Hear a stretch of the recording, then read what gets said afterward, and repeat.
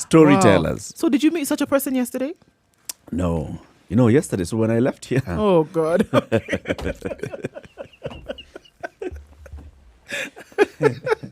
So we were supposed to have this virtual meeting, right? Yes. With a client and you guys. So I went. There was a lot of traffic heading towards town.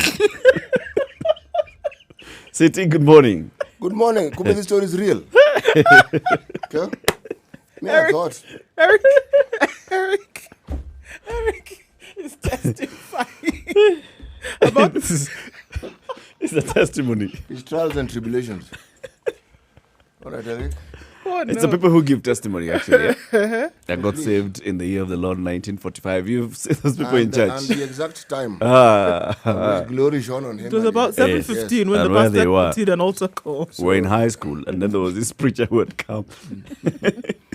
He normally doesn't come, Yeah. but that weekend. There's this preacher who had come on the day, and there was this special meeting, and all of us had to attend this meeting. Mm-hmm. And in fact, we were really annoyed on why we have to attend this meeting. In fact, you know me, I'm not a Protestant, I'm a Catholic. And I went to this meeting. Oh, and he preached, and he read from the book of What? testimony. So, how are you, City? I'm very well, thank you. Give your testimony. Once upon a time, Oh. a testimony in the Christian context often has to do with the experience you have had, one, in hearing other people's testimonies, because you then think that's how a testimony must be structured. It's a template. Yes. And actually it isn't. Your life isn't a template of anybody else's life, it's yours. There are influences, yes, but that experience of yours, you don't necessarily have to tell it in the way that you heard someone who is probably light years older than you telling it theirs. Because theirs, you're talking about fellowships where they're given. There are fellowships which last the whole day. So you have all the time in the world. To get this done. Yes. So if you're attending a fellowship that has a time span of, say, 2 hours, you can't begin from the beginning. You've got to cut your story short. But you really have to take time into account. But it's a good thing because, one, when people talk about the experiences, and by the way, what we talk about with regard to our life is actually a series of experiences. When people go on holiday, it's an experience. When people go to school, it's an experience. It is. Yes. So we have testimonies. We all do. It's just that when the word testimony comes into being, you immediately think of the Christian testimonies that you've heard of. Yes. And also then, it is an experience. Somebody feels their life was changed, and they're trying to tell you how it was changed and what it is that transpired that brought about this change that in their lives has been a very good thing. Yeah. Yes. Yeah. Like, for instance, if you talk about this gentleman who was arrested yesterday, he can give a very interesting testimony. He was sleeping at a certain point in time. And he had cock, which was a knock, of course. And then he had pop. He asked, who is it? And the next and sound did not answer. Yes, but then he had pop. That was his door. The sound effects are fantastic. Possibly being opened. Yes. This is Mr. Kiama. We'll be speaking to this gentleman. His name is Mutemi Wakema. He had an experience with the authorities. Ostensibly, use that word. Ostensibly. No, it's a good word and you use it appropriately, actually. Because of what he had tweeted. So we'll understand exactly what transpired. Also on this show today, we are looking at this budget. It has moved from 2.7 to 3.2. People were crying on 2.7 now. Just a little matter of 500 billion shillings more. Just a little matter of an extra 500 billion. Oh, yeah, COVID. It's COVID times. We've reached trillion. Yeah. So when you move a notch lower, it's billion. It's billion. Yeah. Okay. Yeah. I'm slow. So when you just add 500 billion, then you get to 3.2 trillion. So essentially, if you add one more SGR, yeah, you're okay. You're okay. Yeah. For the next financial year. Just like that. No 19 problem. minutes after 6. So let's take a look at weather. And then we start our show the way we normally do. With the numbers, COVID-19 in numbers, where we are at in the country. And this home-based care story, we shall revisit. Good morning.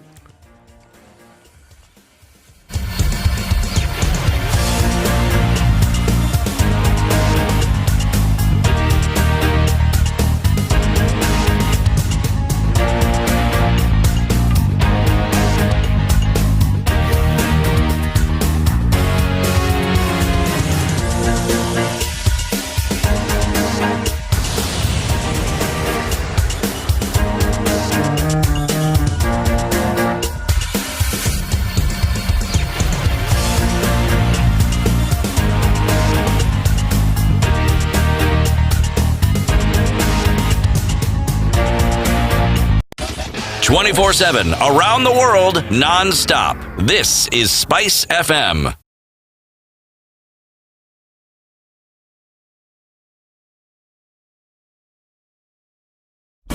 Classic soul, R&B, smooth jazz, neo soul, and nostalgic ballads. Make some noise. Yeah! You're listening to Spice FM.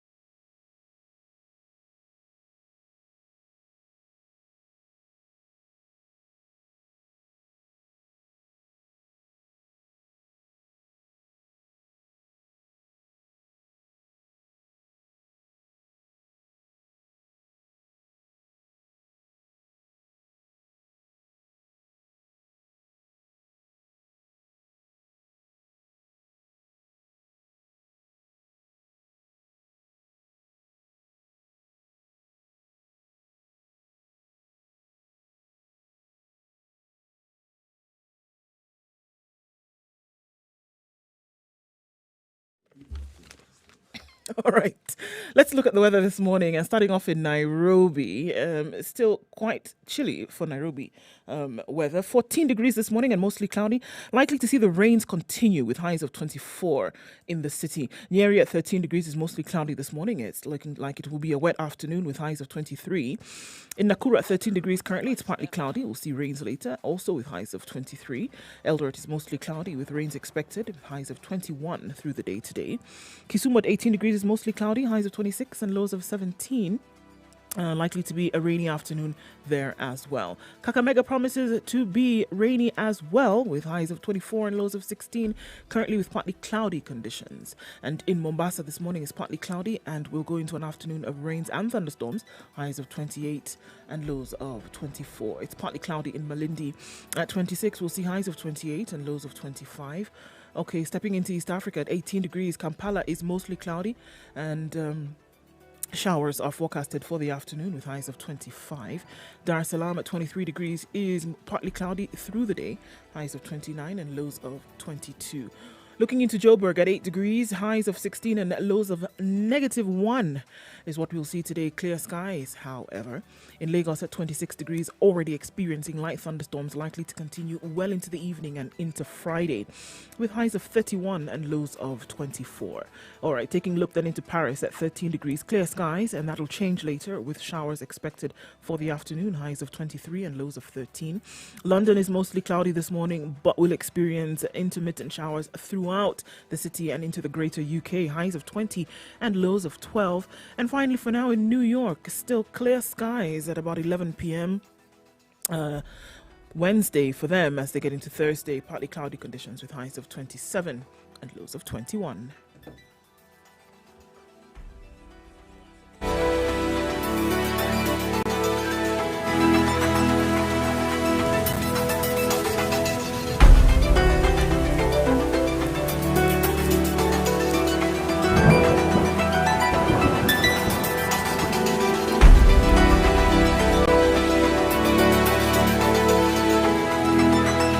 Spice FM. Spice up your life.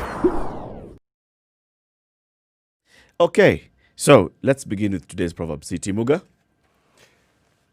No matter how beautiful and well crafted a coffin might look, it will not make anyone wish for death.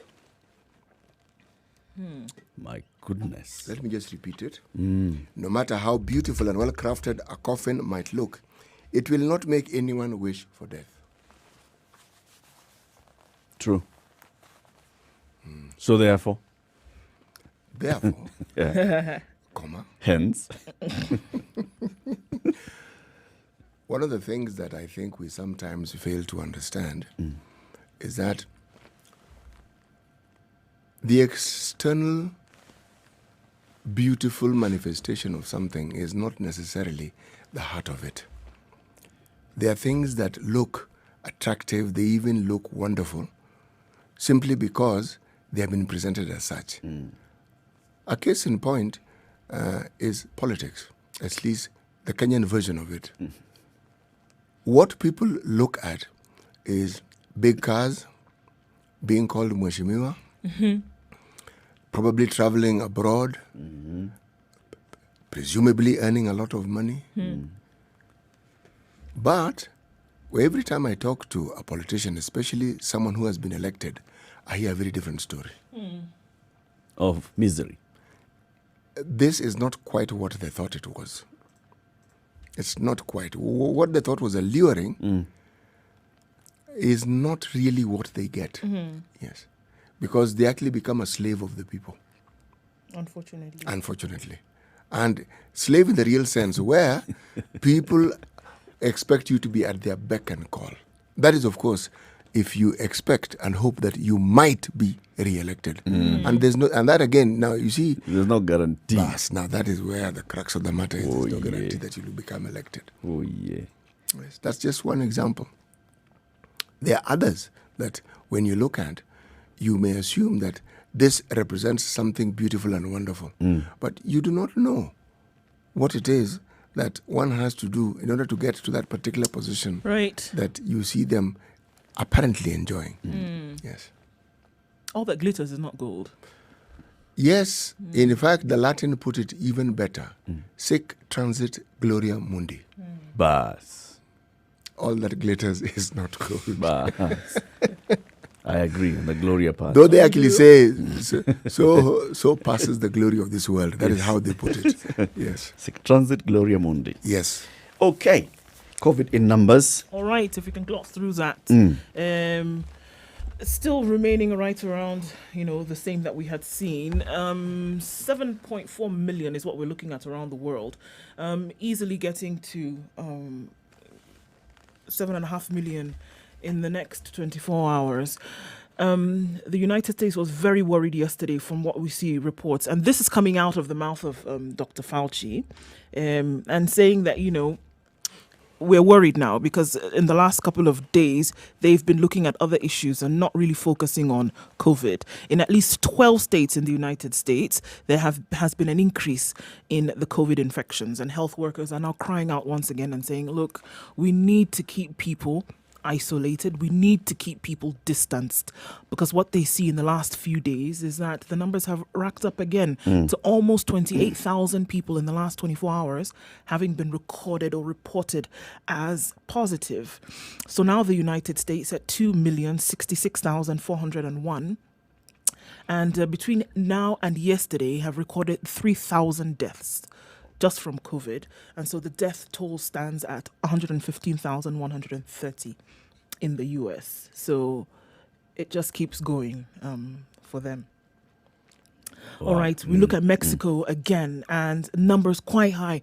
Almost 5,000 new cases in the last 7 hours, I beg your pardon, and 708 deaths in the last 7 hours. So again, we're looking at these numbers where almost 1,000 deaths per 5,000 reported cases. This is a big deal. And it seems that they're getting to where Italy was, some months ago, whereby now they're basically now trying to play catch up. And this is surely one to watch. China has recorded 11 new cases, whereby we saw that in the last couple of weeks they hadn't recorded any. They were at 1 or 2 here and there, but now the number seems to be rising. And what they're pointing now towards might be community transmission. In which city is this? I need to look at exactly which city this is. But this is just the general information that has been given so far. 55,421 cases in South Africa with 1,210 deaths. Yes, still leading, but we also know that South Africa is leading in testing. Okay. We looked at the second highest country in Africa, and that is Egypt. Egypt with 38,284 cases and 1,342 deaths. And If we want to look then back towards the Central American countries and South America, Bolivia, Guatemala, Honduras, all recording upwards of 300 cases in the last 7 hours, and the lowest number of deaths being 19 deaths in Honduras. And in Haiti now recording more deaths, or rather more cases than we saw yesterday. Kenya at 3,049 cases. 3,094. Sorry, 3,000. Yeah, I mixed those two numbers. Yeah, Kenya at 3,094 cases. We saw again an upsurge of cases yesterday. Then with the home protocol stepping in, and this is what we're going to see, will be rolled out from today. Now, if we want to look at that, and now veer off to that and talk about how exactly this is going to happen, a protocol will be rolled out, right? From today. Patients who have no symptoms may be released to go and recover at home, but they will be strictly monitored to ensure self-isolation. By whom? This is the thing. And by the time this is By being the government. said, you want to make sure that you are not, this should not be a sieve. This should be airtight information that you're giving to people. So does this mean that there will be health workers or government officials who will be released to certain areas where all of these individuals now are allowed to go home? What will it be?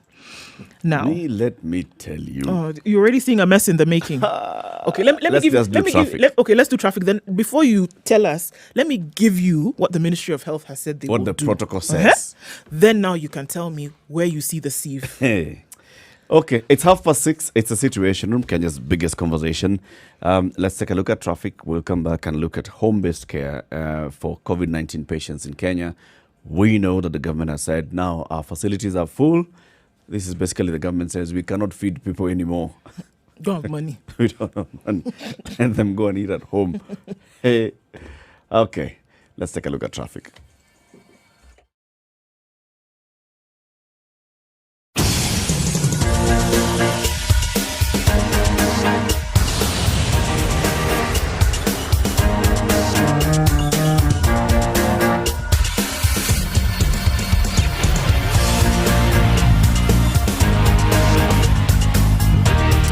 All right, still at the hour where things are not doing too badly on most of the roads today. So far, so good. Coming off from Ngong Road and Kariobangi Outer Ring, everything is flowing quite smoothly today. If you want to look at Westlands, coming off the 87 and then down towards Westlands proper into the city centre, no traffic. It's flowing and very smoothly at that. The streets seem to be semi-dry today, so it shouldn't be as terrible as it was in the morning yesterday. But for now, not much to be reported because not all folks are out just yet, but we'll have a look at what it looks like in a short while. Spice of MKE, that's how you can reach us on Twitter, and we'll share the information as we get it.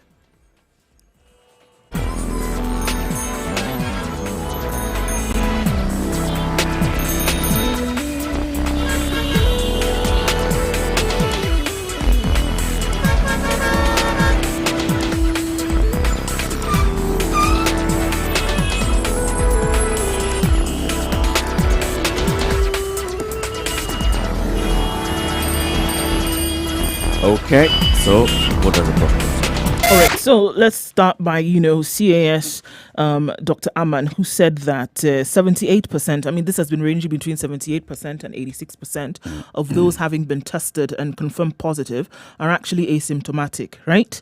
So the guidelines explain the criteria for someone to be released for the home-based care. And so what they're saying is everybody who's tested positive and is asymptomatic, that means not displaying any symptoms, they will start to discharge them from today, so long as they follow the protocols. Now, they're saying that there's certain guidelines that have been set out, so making sure that if you're at home if you're at home in isolation, you need to make sure that there is a room where you can be by yourself for a certain period of time. Right. Okay. And that food being brought to you will be brought to you, and the person who's bringing this food will be adequately covered. And that you are using hygiene facilities, being a bathroom and toilet, on your own and that it should be cleaned properly at least 3 times a day. So these are just, top layer of these guidelines that have been set out. Now, those individuals who would then be released to go home and then do not have access to these facilities then will be set up in an isolation center within their own community, whereby they would go and there will be health workers there who will be able to sort them out. Now, it would be great if, knowing that today, on the 11th of June, these individuals who will be released, and you know that they're not able to take care of themselves, that these isolation facilities should have already been identified, set up within communities where you know individuals are going to. If that has been done, we do not know. So he's saying we don't need specialized healthcare workers to take care of asymptomatic cases. These individuals can actually take care of themselves. So we've set out the guidelines, and ours is that they should be able to follow these guidelines. And now we just gave you the top layer of those. The guideline, and it's printed and published, is one of those papers. You know, the way we do our papers, my friend, it starts from the very beginning. With description an introduction. Yes, it has all that. It has definitions, abbreviations. It has a table of content. Of course, it has the foreword and the acknowledgements and the team that worked on this list of contributors. Proper, just like kawaida government, how you do a report. Kawaida, well-written Kenyan document. Very well done. Now, this is where we talk about assessing the feasibility of home-based isolation and care spaces. A trained healthcare worker shall conduct an assessment to verify whether the residential setting is suitable for providing care by confirming if, 1, the patient is stable, appropriate caregivers are available, there is a separate bedroom or isolation space, if possible, a separate toilet and bathroom facility for the patient, resources for access to food and other basic necessities are available, the patient and other household members have access to appropriate recommended PPEs, capability to adhere to precautions recommended as part of home-based care, and availability of a thermometer and a person to read and record the temperature. Okay? Those procedures, just the procedures that you read, what we are saying is that, what the protocol is saying is that there's a healthcare worker who's in charge of these Sorting out these issues in some certain area. 1, there is completely no involvement of the community. None at all. The structures that exist, nyumba kumi, I don't know what, nothing. The issue of identifying that place where, okay, if you cannot be in this home, then we shall have a separate area. You'd expect that there'd be guidelines on what kind of facility then we're talking about. Or that it has already been earmarked. Or even how the community can earmark that and say, this is what we are doing as a community. You know, community involvement? Absolutely zero. And then you're saying that these people shall be stay isolated in a room, and they'll be filling out forms on a daily basis. There's a form to fill on a daily basis, from day 0 to day 14, of write symptoms and temperature in the space below for the 14 days. And then the schedule check of assessments of environmental conditions for home-based care. Okay. Criteria number 1, infrastructure. Is there a functioning telephone or mobile phone? Yes or no? Any other, and there are marks. 3 marks for that. Is there any other means to rapidly communicate with the health system? Yes or no? 1 mark for that. Potable water, 10 marks. Sewerage system, 1. Cooking source and fuel, 2. Operable electricity or other source of power, 1. Adequate environment, ventilation, 5. Total, you write that. Accessibility on hallways and stairways. Do you have adequate locks on all outside and inside doors? Yes, 1. Windows and screens easy to open and close, 5. Then you do the total. So if you get a high mark, you then can get home-based care. Yeah. If you fail. So the question is, this procedure will be carried out and checked for each and every individual in this country, who is asymptomatic today, so say we have so that they can start going home. Yesterday, Nairobi had number of cases per county. So far Nairobi has 1,300. Let's talk about just yesterday, 105 cases. Some of those cases, a majority of those cases, of course, will be in the counties of Nairobi and Mombasa, okay, and in various parts. So you expect that now, once you've tested positive, this person will come and start doing all these checks and then tell you, okay, we unaweza ishi hapa. And then the person will be coming on a daily basis. If the healthcare workers were not going on a daily basis to a hotel where there was quarantine or an protocol set up. institution, they were not being seen by people in quarantine. We expect to see them at coming to homes. These ones. Spectacular failure is what we should prepare ourselves for. This one. And then as a result of that, just like you were saying yesterday, tell people they can go home, and then you're waiting for somebody to come and check you, and then you decide, okay, they've not come today, can I go sit on the balcony? And then somebody comes to visit. Habari ya leo mzuri, sit. I'm okay, you sit there. Watch and see the kind of transmission that's going to take place as a result of this. Because of the fact that this protocol, as nice as it may seem on paper, in terms of the implementation, follow-up and feedback, that's where we're going to have a problem. Actually, this one I'm folding it even on paper. It has not addressed the very basics. You know the reason why This home-based care basically means community. That's what it should Yes. mean. And if it does not have any element of community working together to stop the spread of COVID-19 by taking care of people who test COVID-19 in the community. Just leave that thing. Done. You know, one of the reasons why the South African effort succeeded and they were able to turn around the disastrous numbers in such a short time is that they were using existing systems. Home-based care, home-based testing was something that was put into practice because of HIV. And the personnel who knew how to conduct these things, follow up, existed. So they didn't go and look, or they didn't try and reinvent the wheel. No. They used existing personnel and they utilized existing systems. And I correctly put it, they were community-based and people understood. People whom they knew, people whom they trusted. And it was easy for them. All you were doing was changing protocol. That was HIV, now it's COVID. But the issue of following up, you understood. The issue of making sure you document what you want to, it was understood. And there was continuity. But you want to start this one from scratch. We already have a shortage of medical personnel, healthcare workers. Yep. Now, you want to remove them from hospital and tell us that you want to take them to communities and you want them to do this new thing. To manage one healthcare worker, let's say, manages 100 homes. Even if it's 5, it's going to be difficult to manage. There's a very big challenge here. And I think what the government... we've talked about home-based care, before. We've talked about, the assessment of home-based care. There are those that, yes, it makes sense. Use home-based care. Yes, it makes sense. But it must be supported by other structures. And those structures, like you're saying, they exist. The Nyumba Kumi system has been tried, has been tested. It exists. It works. It's actually a structure that exists. There's a Nyumba Kumi. There's local community leadership. If you don't use those, the same thing that happened, we saw something happening in Old Town, Mombasa. Initially, they just came and said the government is going to do it. And how did that one work? Backfired. They had to bring in the community. It backfired badly. They had to bring in the community. They had to bring in the wazee. The wazee had to be the ones who were saying, this is what we're going to do. This is how we're going to roll about testing and everything and all the isolation in our community.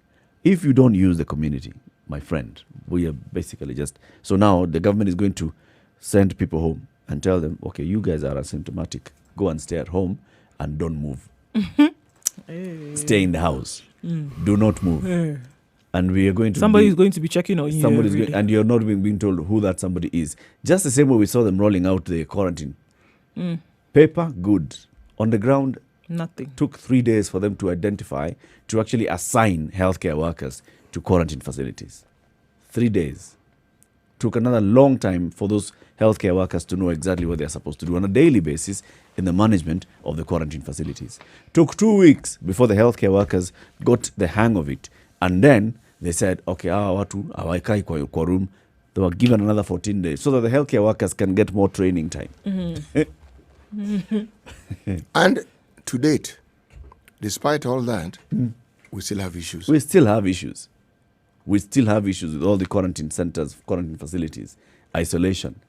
You know, Let's just with say the it's stigma okay. that is already attached to COVID, stigma, what do they think is going to happen when, let us say, this theoretical institution within the community where they are hoping to isolate people? How do you think that is going to work out? They don't even know where these places are. This is the problem. So if you get home today and whomever is monitoring decides, no, you can't stay in this place. As we speak now, they don't know. I can say without doubt that they've not done a mapping to say even, okay, these are the individuals that we have, this list 1 to 50, right? Yep. These are the areas where they live. In this particular area, just in case we get to this person's house and it is not adequate for the protocol that we have set, we shall send them to point X. That point X, I don't know where it is. Which is, by the time you're making this announcement and saying this is what's going to happen, all of that information should have been put in place. You start preparing yourself for next series of announcements.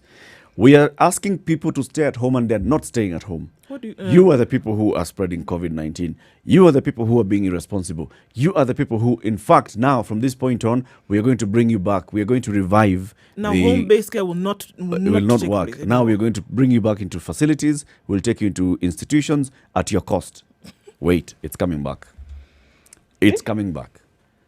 It's coming back just because it was not properly planned. It was not going to be implemented well at all from the very beginning. The question I keep that keeps rolling in my mind is, are we seeing a situation where there's this disconnect between the planning, basically, and the implementation? But then the more I look at it, I said, no, it's not that. Even the planning is faulty. From the get-go, there's a problem.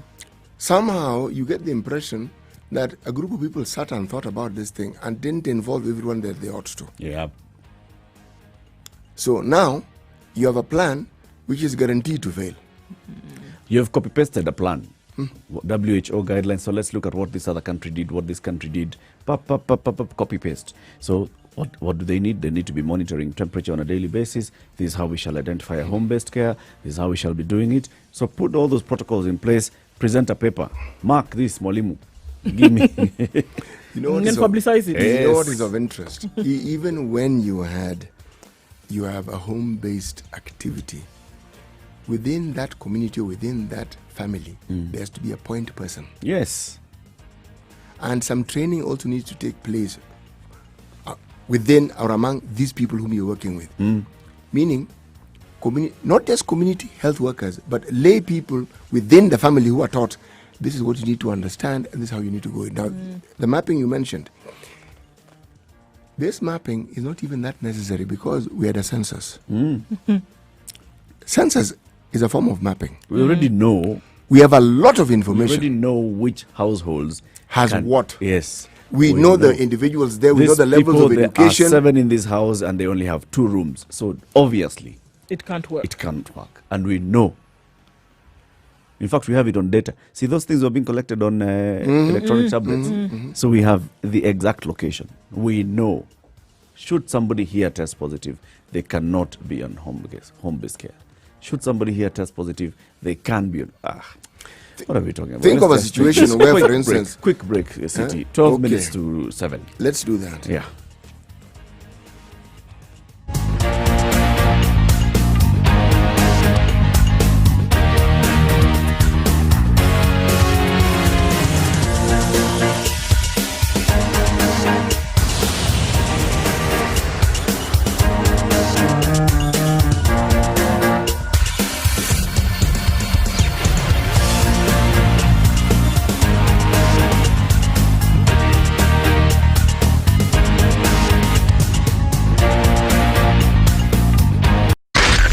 Spice FM, Nakuru. Sugar and spice and everything nice. Everything nice. City. So there's something that had come to your mind. You know, there's something that we keep talking about COVID and I think the underbelly of not just ministries, but of the systems we have in this country. And I was looking at the Ministry of Health and I was saying, what is the one thing that you can look at and say, you know, the ministry managed this one well. And there are things. You know, every year there is a drive to eradicate polio, a drive to eradicate measles. And by the way, those things actually work. People come from headquarters, they go to the various parts of the country, especially where you have numbers that are daunting. Yeah. And you see this working. But the reason why these things always work is because they are funded. Hey. If you look, you'll find WHO has funded this one, UNICEF has funded this, other people who are involved in healthcare, non-governmental organizations have come in. But when something stares at the government squarely, and it's, okay, we're waiting for you to tell us what it is that we need to do, then all of a sudden we're running around in circles. And this is a serious ministry. You know, we had this discussion some times back, and we said, one of the things that we ought to consider is when you then start destabilizing social structures within the community, what you're doing is you're bringing insecurity. Because you are compounding a problem. Already we have COVID. Already people are not going to work. Already you have a situation where people are not very certain about tomorrow. And then you want to bring a program into the community that is going to destabilize the community even further. Yes. So what you then have, you've taken a health problem and made it a security problem also. Yeah. So this is called a 2-in-1. Okay? Now, it's something that we don't need. It's a bog off. Yes, it is. Buy one, get one free. Kabisa. And none of these things, the one that you bought wasn't good. The one which is free is even worse. Yes. Okay? So you are damned either which way. Ridiculousness. No. It is this is a leadership issue here. The people who head that ministry may be doing the best that they can, but I'm saying they can do a hell of a lot better. They can do a hell of a lot better. I don't understand, by the way. If the president... I am not understanding why they have had more than 60 days to actually start preparing for home-based care, right? More than 60 days to think and see. Because already we were told, even by CS Mutahi Kagwe himself, that we are not going to be using hospitals for isolation centers forever. At one point, our hospitals are going to be full. So we shall move our isolation facilities from the hospitals to one thing that Kenya has that those other Western countries do not have. We have an abundance of boarding schools in Kenya. The West does not have this. We have it. In fact, we're going to identify boarding schools across the country. And that happened. And then now they're saying, okay, we cannot even hold people here. I'm just thinking this is one or those other things that CTU keeps saying. The government does not want to work. They're not used to it. They don't want to work. Until we are going to take people, we're going to take them in the facility, we're going to Collate take care information, of them. We are this, going that, to the give other them thing. food. We are going to be cleaning. We And don't want to do any And of by that. the way, it's not funded properly. Yes, and yes, there's no proper money. When there's funding, man, the activity is mind-boggling. There's no more money coming in. No. Because the money that came in, we were told it's been spent. It's 8 mandazis. And samosas. To You even know, say on that a it's serious painful. note, I was telling you about my thought process. You know, my thought process actually hit a wall. Because it went round and round and it came back to the perennial problem we've always spoken of. You know, people underestimate the effects of impunity. I'm referring to impunity because the corruption we see is a manifestation of impunity. People underestimate the effect. These are some of the things you're beginning to see now. Because the worst effect is that you get a mindset among the people, and this one is us. This is not at a specific us, where everybody believes that they're a hustler. Everyone looks for an opportunity to hustle. And hustle here means steal. Okay? Yeah. Yeah. Everyone. Something which is supposed to benefit. People immediately, how do I benefit from this one? I say, you don't benefit. It's a service that needs to be provided. Now, by the way, this budget that the minister, the CS for Finance is going to present, how much money has he put in the Ministry of Health for COVID? Okay. You. So now, 2021-22 budget. Yes. Or 2020-21 budget. Health is getting 111.7 billion. 100 and A rise by 18.9 billion shillings. And in the opinion, that is sufficient. Health. Okay. Health. Before we move out of the COVID, now there's still another problem brewing in Namanga. So at the Namanga border, it emerges that trucks have been there. Nobody has been tested for the last 1 week. There's a queue on the Tanzanian side stretching over 25 kilometers. Of course, the same queue is on the Kenyan side. And this is, according to this report, because the guys from Tanzania are refusing to be tested. They're reluctant to be tested. They're not comfortable. They have always insisted that they are free from the virus. They claim they have been tested at home, yet many of those that we have tested are positive. This is according to a Kenyan official. All right. Despite all the agreements that have been reached, even seeing CS's Masharia and the others going there and having all these conversations, we still have an issue. For over 1 week, no testing has taken place at Namanga. I mean, if you want to relate it to what their own And president... I completely don't believe that it's because the truck drivers are refusing to be tested. I think there's a combination of factors here. Yep. There's a combination of factors here in terms of what was supposed to be happening at those border posts when it came to testing. What we had been told is that testing centers essentially would be set up in those areas, and those facilities then would be made available for anybody coming through. I think there's a combination of issues here. We can't ignore the fact also that, I think Tanzanians now have embodied the announcement made by their president, is that we're not dealing with this thing like this. Carry on with your duties. So they feel as if they need to carry on with their duties. And they've carried this, and this is the message that they're carrying. But at the same time, I don't think that it is that everybody who has come through has been tested or that they don't want to be tested. I There's don't a think bigger that is it. issue. There's a much deeper issue here.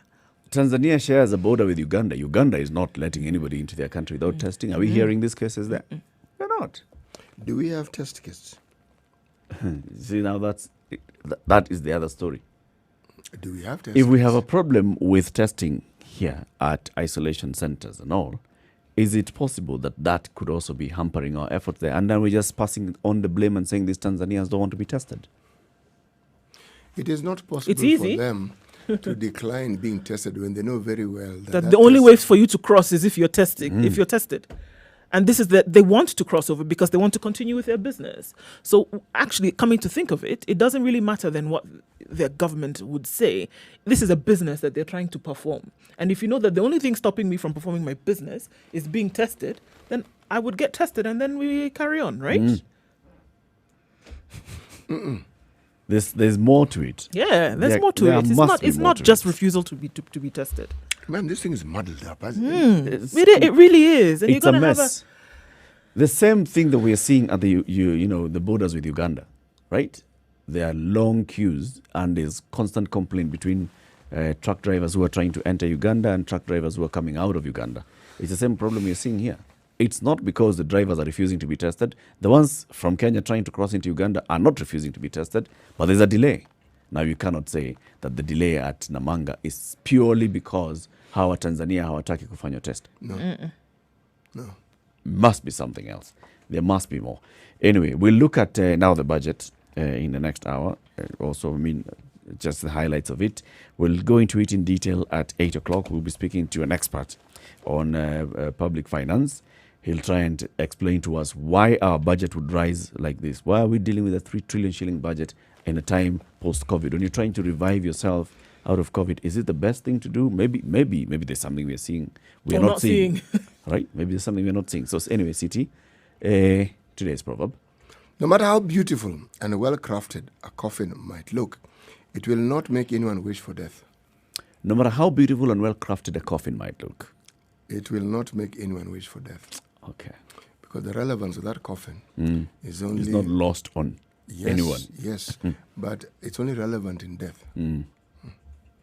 Indeed. Keep it right here. The conversation continues. We'll also be talking about Pierre Nkurunziza and what Burundians are feeling about the demise of their leader. What kind of man was he when he was alive? What legacy has he left behind? What do we expect of the new president to do? Good morning. This is a Situation Room. It's Kenya's biggest conversation. It's coming up to 7 o'clock. The conversation continues. Remember, the live stream is up. Spice FM KE on Facebook, YouTube, and Twitter, as well as www.spicefm.co.ke. If you'd like to call us, 0719 012 600.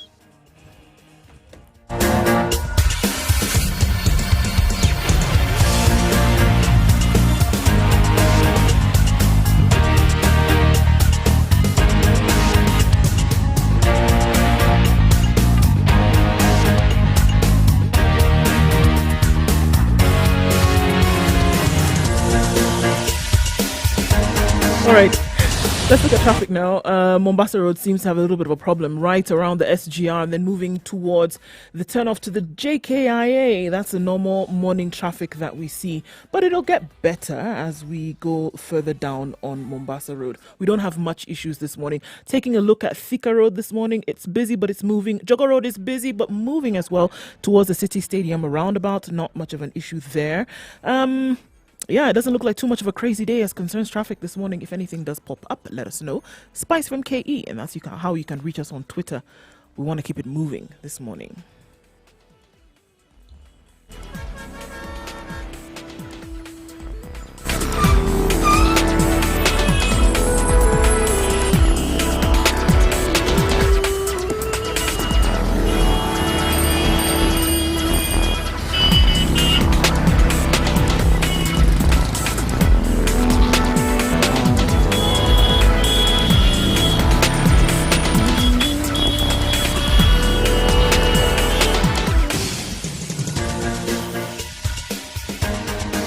This is the Situation Room, the home of hard-hitting political commentary and penetrating insights about the state of the nation. This is a talk radio experience like no other. The Situation Room, a place for hard truths, debates, and elevated conversations. The Situation Room, witty, political, engaging, deep, controversial. In the room, we have C.T. Muga, researcher, academic, seasoned political observer, a fountain of wisdom in these politically uncertain times. Ndu Oko, Nigerian by birth.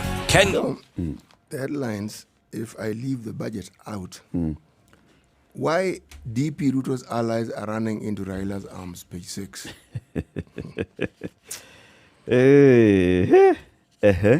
Okay. This story can be simplified in a sentence or two.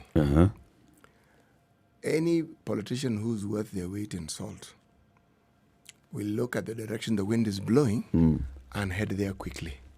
It's not complicated. It's positioning. Positioning and actually survival. It's not complicated.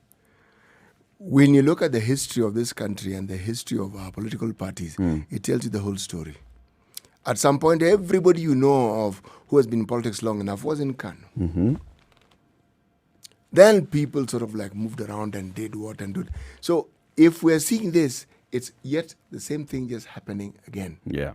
We have new politicians who are new to this, but they are simply going through a process that those who have been in politics long enough have gone through before. And it's survival. It's not a question of policy. It's not a question of some advanced positioning that party has. It's Nothing. Basic survival. Yeah. How do I survive? Yes. That's all it is. No, that's all it is. So now we are seeing MPs who are allies of William Ruto going to have meetings with the ODM leader Raila Odinga. So we saw Ketu Arogoro the day before yesterday. She's a Laikipia woman rep. She walked into Raila's Capitol Hill office on Tuesday. It seems she was opening the door for other members of DP Ruto's Tanga Brigade in Central. Yesterday, the Laikipia North MP Sarah Korere, also a Ruto supporter, went to Capitol Hill alongside Ledama Olekina, who has always been an ODM. Him is ODM. So basically, we can say that Ledama is the one who brokered the deal and said, my sister, let me take you to the promised land. Yes. Achana kupeleke kwa mzee. Yes. Mwende muongee. Mkaongee mmalize hii maneno. As the three moved to Kenyatta's corner, those who had been sitting on the fence, including North Imenti MP Rahim Dawood, also switched to Uhuru's side. I am no longer in the middle ground, but firmly in Uhuru's corner. There are clear signs that we no longer have to sit in the middle on these matters. This is what Dawood said, adding that many others would move. So the story basically is saying that now the president is reclaiming his central Kenya turf, which was appearing to have been raided by the DP. You put it well. It appeared to have been raided. Anybody who understands anything about politics will know that this is where now appearances can also be deceptive. Yep. Someone may appear to be with you on an issue, but you do need to be a little careful and to understand, yes, they have a beef with this individual, but are we talking about the same thing? Yes. Are we complaining about the same thing? Because the complaint about the person is what brings us together. But is it the same thing? I had a conversation with some Wazes in Kiambu in December. And for me, it was a serious eye-opener. Because I asked, this issue of supporting Ruto, I said, I want to understand, is it something that is real? They said, look, you need to understand that we are suffering. Some of us are businessmen. We have done business with the government for the longest time. And they're telling me some of the money we made because we were doing business. Now, the county government comes in and we're doing business with the county government. Said, these people don't pay you. So we are getting poor as we can see. Right in front of our own eyes. We can see. And we are wondering, but why is the president, who is one of us, why is he not helping us? And things are not getting better, they just keep getting worse. So we decided, no, this guy is not helping our cause. So I asked the next question. So if, for instance, these problems that you say you have were solved, would you support Ruto? They said, of course not. So I thought, okay. It's pretty obvious. Yes. I mean, this was a candid discussion that we're having. Yeah. And I said, okay. If the man just does what he's supposed to do. Said, we have no problem. He said, no, we have no problem whatsoever. Just listen to us. It was bargaining, basically. Essentially, that's they were positioning themselves so they can bargain, yes. Now, if you understand, again, anything about politics in this country, you will understand that those positions, they're positions that can change like the direction the wind can, but there's some which will not change. The only time votes in central Kenya have been fragmented is when you have two people from central Kenya vying for the presidency. Yep. That is when you find the votes are split. Otherwise, those votes are intact. They go in one direction. They're going same direction. They go in one direction. Yeah. And anyone thinking that it'll go in another direction needs to think. Sorry. You need to rethink that. Sorry. Meanwhile, Anne Waiguru has moved to court. She was impeached on Tuesday by the Kirinyaga County Assembly over claims of abuse of office and violating the Constitution. We discussed this yesterday. But through lawyer Waweru Gatonye, she warns the County Assembly Speaker Anthony Gathombe and the 23 MCAs who passed the motion to impeach her, cited for contempt of court, because she's saying that there was an active court order that had barred them from going ahead with this. And she wants the court to declare that the proceedings commenced by the assembly leading to her ouster were null and void for violating her right to fair administrative process and an affront to the rule of law. Justice Weldon Korir had on April 7th stopped the county assembly from debating the motion to impeach Waiguru until the 2nd of July when the case is scheduled for hearing. Now, she's basically also stopping this the Senate Speaker from proceeding with the impeachment hearings at the Senate. This one clearly is one that must be watched closely. Oh yeah, roll out the popcorn and the fizzy drinks. This interesting. This one is going to be interesting. And of course, everything is under certificate of urgency. Of course. Of course. So we will be watching this the drama interest unfold. of the people of Kirinyaga who must have a governor. Yes, they must have a governor, mustn't they? Of course, Kirinyaga does have a deputy governor, doesn't it? Yes. Okay. Somewhere there. Yeah. And is it not clear that in the absence of the governor, the deputy will then deputize? Okay, fine. That's why we need it to be very clear, so that if the governor is moving out, move out, so the deputy can properly. You also want to do the job. assume that these fellows who went about and did this whole process were not stupid and didn't go about it. Oh, these guys were anything but. Exactly, and they went through a process without considering the illegality or legality of the same. I don't think so. But like we said, it'll be interesting to watch. And the whole issue now again of gender with this Waigoro story. Remember the statement by the CS for Gender, which she released on official government paper. It's not just gender, it's gender and a host of other things. And public service. Thank you. Right? See? So it's brought out a huge furor and debate online. People like Susan Keheka, the former Senate Majority Whip, she's a senator for Nakuru, she was saying, come on, Madam Kobia, I was a victim just the other day. Why didn't I hear you speaking? Perhaps there are certain things that My Cecily sister Mbarira and Cecily myself Mbarira should in have the done. National Assembly, to- we are women. Yeah. Why didn't you speak up for us as well? She If we're going to play the you gender want us card. to send you nudes She actually did say this. to prove that we are women. Was there an offer there of people receiving nudes? Before. Sending. Or only to Kobia? Only, yes. Only to, Your eyebrows have raised. It's my nose that has. only Charles to Muga. Kobia. Only to Kobia. Now, this whole issue of, the gender coming into this actually just spoiled the whole story. Because It When was you- an unnecessary give. it was, yes. Folks, not No, necessarily. no. Not necessarily. She wasn't impeached because she's a woman. Not necessarily. Not necessarily. Women, by and large, tend to face a great deal more discrimination than men can possibly even understand, Yes, we do. because they are part of that discriminatory activity. By the time someone who is a woman rises to the position of professor and probably gets the job that Kobia has, none of us has any idea what she has she's gone had to through endure.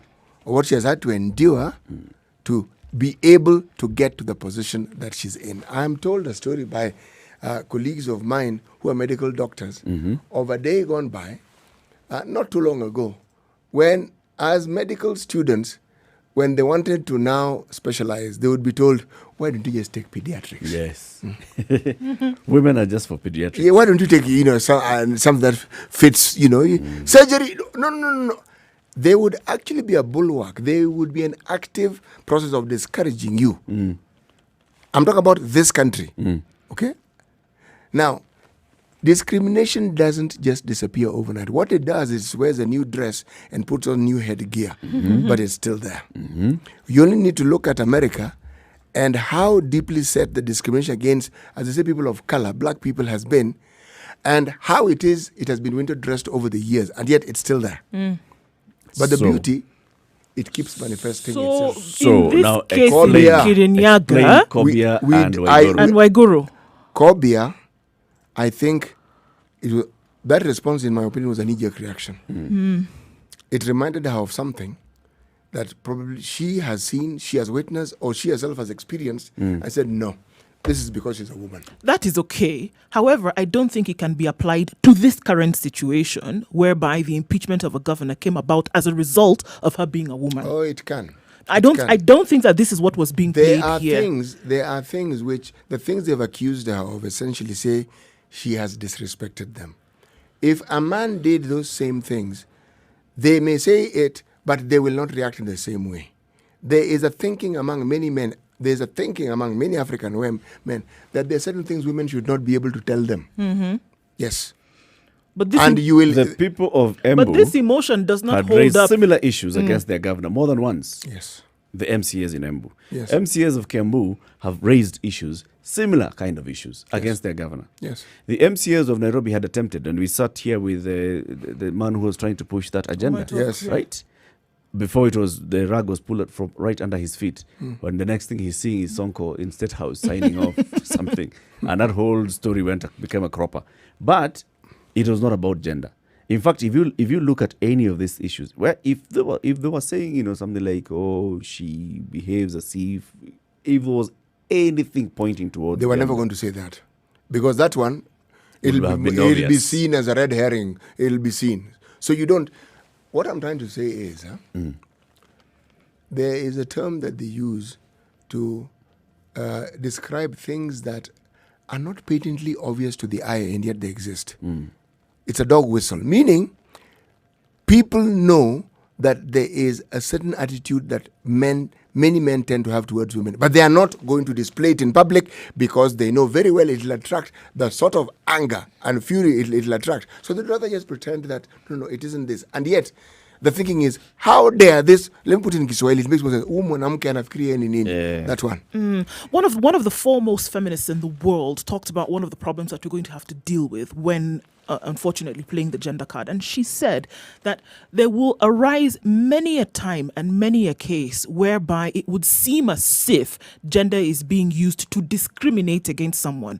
But unfortunately, there will also come many a time where the gender card will be used where it should not be used. Yeah. And this is one of the unfortunate things then about this whole gender debate, that people will try to pull it out of a hat and use it in cases where it actually should not be. And that is one of the great disadvantages. And this is of not the this whole first time we debate. are seeing any kind of reaction from supporters of Waiguru using the gender card. Remember when Mithika Linturi wanted to move a motion in the National Assembly in the last government against her when she was a CS? What did we see? We saw women coming together saying, this is throwing that gender card on the table. It's because she's a woman. It's because people are uncomfortable seeing a woman who's performing, and that's why they want to. Anyway, that whole thing did not happen. They were not entirely wrong, my brother. And Not really. Venturi told us what happened. He Yes. ended up somewhere where he could not come back to Nairobi.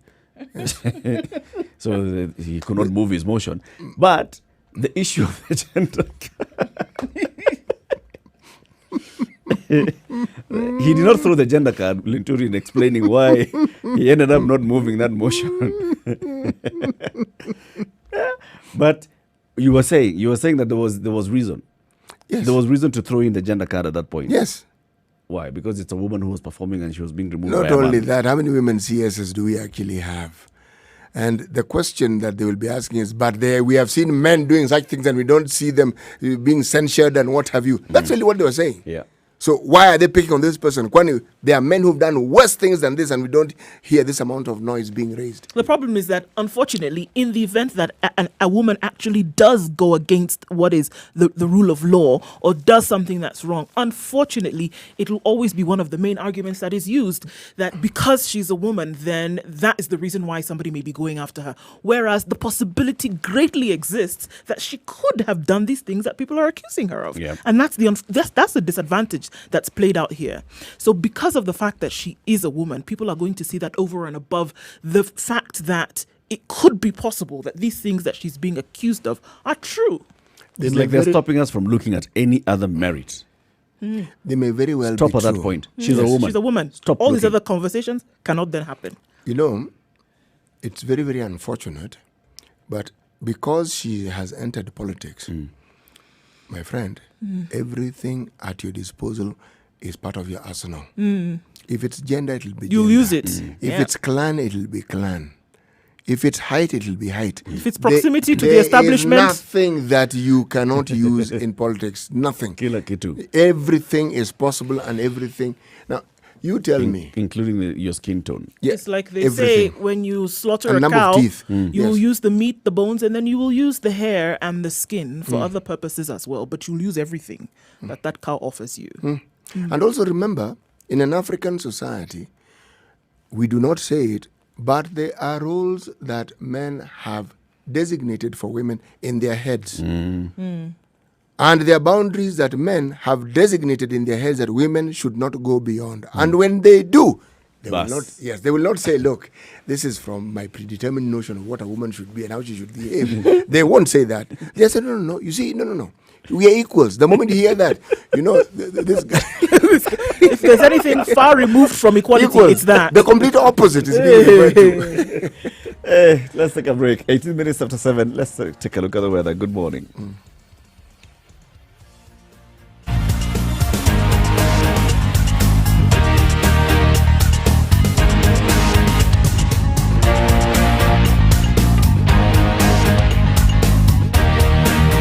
Okay, still mostly cloudy conditions in Nairobi, currently at 14 degrees. We will see the sun peek out at some point, but it'll disappear to the rains that are forecasted for later, highs of 24. Then taking a look into Nyeri at 13 degrees, mostly cloudy conditions. preparing for an afternoon of rain with highs of 23. And in Nakuru, partly cloudy, highs of 23 with rains in the afternoon.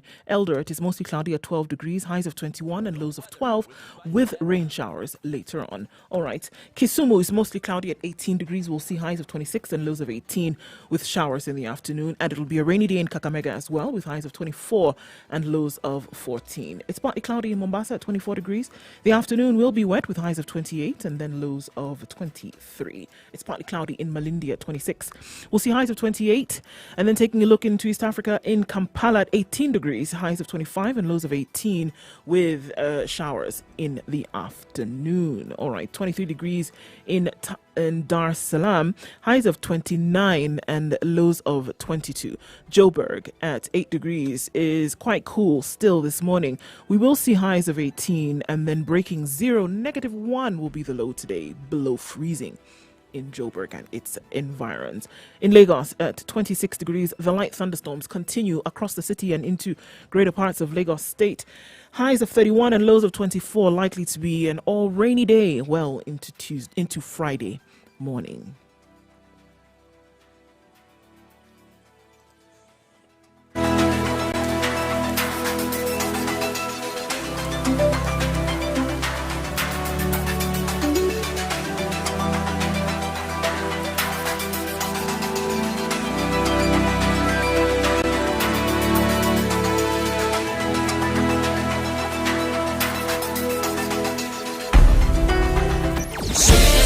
Everything nice. What are the headlines? Spice up your life. Quite a number of things, but it seems that Ryla's Mature, allies, intelligent talk or every rather, morning. Ruto's allies Spice up are yourself. running into Ryla's arms. Realignment. The president starts to recover lost ground in Mount Kenya with Ryla doing the bidding.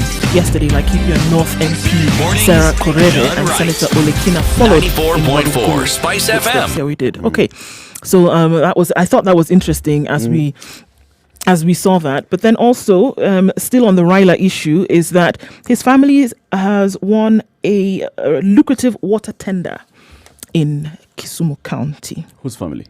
Ryla's family. Still on Ryla. Okay. A company associated with the family of ODM leader Raila Odinga is to be awarded a lucrative deal to supply water to parts of Kisumu County.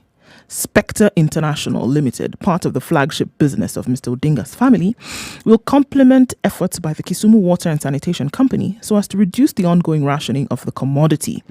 A letter from the county water executive Salman Orimba to Kiwasco Managing Director Thomas Odongo said the decision was reached after discussions by a joint technical team comprising the devolved government, Kiwasco, and the Lake Victoria South Water Works Development Agency. Yes, so his family has been awarded this tender and they will be supplying water, which was an issue in Kisumu city for a while. So they will be able to do this. It was determined that there was a deficit and the company has come up to task in terms of what is needed for the supply of water in Kisumu.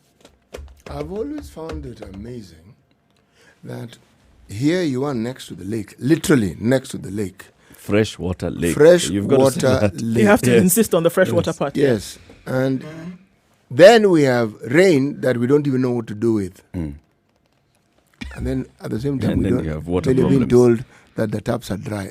I have always found that to be amazing. What perhaps should be done is that particular outfit that's supposed to manage water should just be disbanded. And all the people who are supposed to be in charge Thrown to into go the home. lake. Yeah, because no. I would We I would go remember that a far. couple of months ago, though, Yes. when we're looking at infestation, rather, of this particular area to supply clean water to Kisumu residents.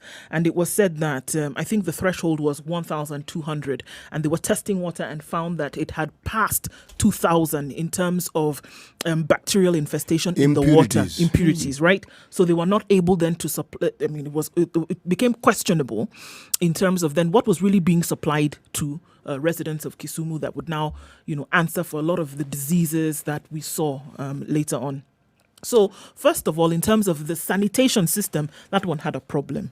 And they needed to be able to deal with that. So even if you had fresh water coming in for whatever reason, they were not able to purify it to levels that would then be acceptable use for residents. Now, what they're saying that Spectre can actually do, because of what they have available to them, is that they will help.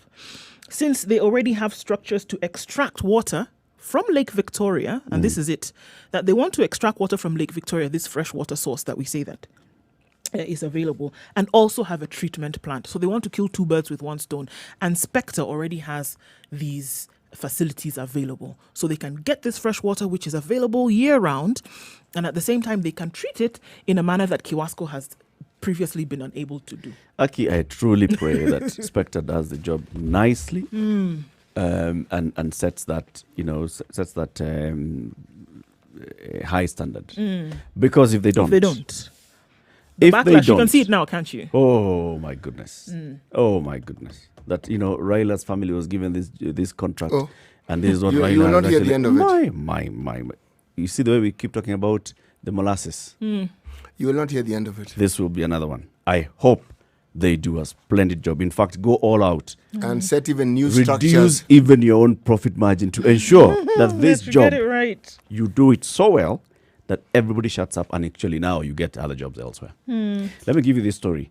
So many people, of course, and we've talked about this, many people are unable to pay rent, and they're then telling their landlords, you know what, I have lost my source of income, I am unable to pay rent, or I am running into rent arrears because I'm not able to pay rent. Now, the Urban Tenants Association, through their Secretary General, Ephraim Murigo, are saying, all right, so let's work together here. But for you to come and claim to me that you're unable to pay your rent, I need evidence. I need you to prove. And what kind of proof do they want? They want full access to information on where tenants work, among other supporting documents, to prove loss of income if they are to allow them to continue staying in their premises. And he's basically saying, we want to avoid the situation where tenants have taken advantage of the pandemic not to pay rent that they are able, and yet they are able. Is it fair, for example, for a tenant whose rent is 15,000 shillings to say he's unable to pay rent, yet he's driving a big car every day? It's good to check if what we are doing to our landlords is fair. That analogy may not necessarily be an accurate way of judging this particular matter. Because somebody may actually be driving a car, but let's start from the very beginning. The car may not even belong to them. That's number one. They may perhaps be a driver, and that is the car that they are given to go and collect the boss with, but they go with it home. But even if it was their car, being able to manage a car, for all you know, they may have other means that they use for ensuring that that car is on the road. Yep. Rent is a completely different matter. It's like saying, if this person is able to eat in his house, you ought to be able to pay rent. There are landlords who actually The two don't connect. No. Not really. No. Unakula nyama na hujalipa rent. Yes, we can hear. You don't know how he ate that meat. Not even we can smell meat. We can hear meat frying. And you're telling us. And you're telling us you can't pay rent. So what they are basically saying is, we'd like some documentation. We'd like to find a way to have a mechanism in which, as a tenant, as a landlord, I can see, well, it's clear that you have recently undergone economic shocks. And therefore, we find a way of working together. But you can't just come and say, bwana, unajua hii COVID. Hey, mambo ni mbaya bwana. You know the reality of COVID is, what you need to be asking is, who has not been affected by COVID? Because employers are either letting their people go, whether it's on prolonged leave without pay, or paying a fraction of what you used to get. It's the reality across board. It doesn't matter how lucrative the company is. It doesn't matter how well they've been doing. That doing well is a thing of the past. It isn't current. So really, even as you're asking for proof, the only people who haven't had salary cuts are government workers. Yep. True. Those ones are living before COVID, after COVID, during COVID, no difference. No, there's no. The only difference is that they're not going to work. Yes. So they're being paid to stay at home. Yep. Now, but beyond that, everybody else, the private sector, I would like to be shown the person who has not been affected by COVID. You say, be that as it may, it's true that there are people who have, lost their income. Others have had reduced incomes. Okay. Yes. So the landlords are feeling that there are people who could still be able to pay, even if it's a percentage, but they are saying they cannot pay anything. And they want to continue living. not being And able yet to pay here anything. I have a property. This is my source of income. You know, So let's work together. Show me, come up with documents, show me that this is what I was earning, or even show me that letter from your employer saying, look, now you're going to have a 20%, 10%, 75% pay cut, or here's your employer telling you that you're going away on unpaid leave. Then now the landlord can say, okay. Eric, I agree with you completely. Remember earlier on when we were talking about COVID and this home management scheme that the Ministry of Health is setting up? Home talk- management Scheme. No, I was stuck on that too. But, But is that not what it is? Yes. Yes. If you are going to manage people who are COVID positive in your homes, you're going to have to rearrange the entire management of your house or your home. Yes, so it is a home management scheme. Okay? Now, if you consider, for instance, the reality of the country as it currently is, and the shifting of resources to ensure that everything that you had before functions, maybe not at the same level that it did before, but that it functions, you're having to reorganize literally everything around you. Literally everything. Now, if, and this is the point you brought in, engage the community. Please, there are structures within the community who, if engaged, would make your work so much easier. Yeah. In the same way, this conversation with the tenants, all right? They are properties that were put up specifically for leasing so that people can conduct their business. The people who, they seem to have understood this reality quicker than anybody else. There's a property I know of somewhere in Karen. As of last year, they were offering people free tenancy, as in you come and stay in at least 2 months free. They've moved it to 4. Free. Free. You see, if you have no tenants, that building is empty. When you have tenants, even if they're not paying you rent and it is your building, there are other businesses within that premise that you will offer to them. Yes. that other people will offer to them. So it makes it possible for you to get some money at some point from somewhere. So it's your building, you put it up. It is not useful to you empty. And by the way, buildings don't do very well when they're not occupied. Not really. It's like they have a life of their own. The plumbing starts going haywire. Yes. Start to Electrical deteriorate Yes, quicker they do without well when people live in inhabitation. it. I wonder Yeah. how does a ceiling collapse just because there's no one in the house? That's what I'm telling you. Houses have spirits. They do. Houses have spirits. And those spirits actually agree with the human spirit. So when a human being lives there, nothing goes wrong. Everything works. I mean, You have spoken like a Nigerian elder. I have spoken like a Kenyan who has faced Where a do you think the whole situation- idea of haunted houses came from? The spirits of the houses. What are you talking about? 28 minutes to 8 o'clock. It's a situation on Kenya's biggest conversation. After this traffic break, we'll start going back to Burundi and figuring out what's happening in Burundi. Good morning.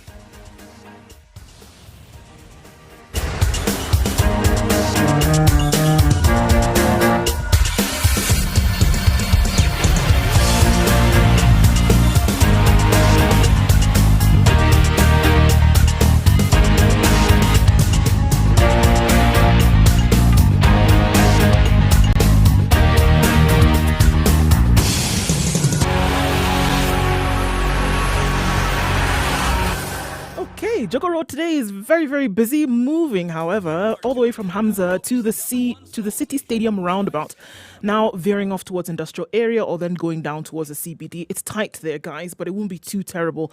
The sunrise on Thika Road is absolutely beautiful. There is something that you can look at while you sit in the crazy traffic that Thika Road is offering this morning. So there's some comfort. It's heavy along Mombasa Road towards actually in and outbound for some reason. There must be something happening right around Daystar University. Oh, right. There is a roadblock. So where are folks going? All right. And then in the other direction as well, heading towards General Motors, it's quite packed this morning, but it shouldn't be too bad after that. So those are the trouble spots that we see so far. Coming out of Westlands and into the CBD also is kind of tight this morning, but you'll be able to veer through. Okay. Apart from that, it's not too terrible. Taking a look in other parts of the country, also traffic is not a thing today. We'll see if it becomes more of a thing in Nairobi, and we'll let you know. It's flowing very well on Juja, Outer Ring, Kariobangi areas. It seems to be a good time in those places today. Anything does change, let us know. Accidents, incidents, we'll share the word. We'll ask you to keep safe, though. Spice FM KE on Twitter.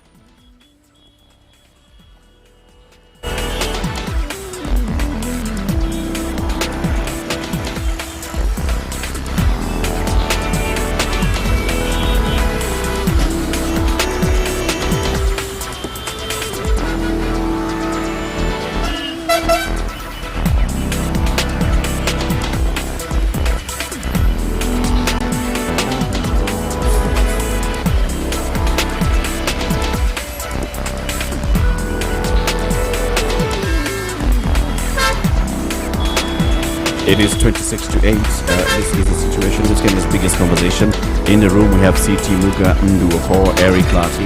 We are looking at what's happening in the world and just carrying on the conversations. In the next hour, we will be speaking to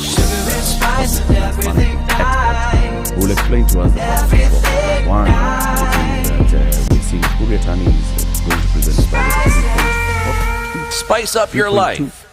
Mature, intelligent talk every morning. Spice up yourself.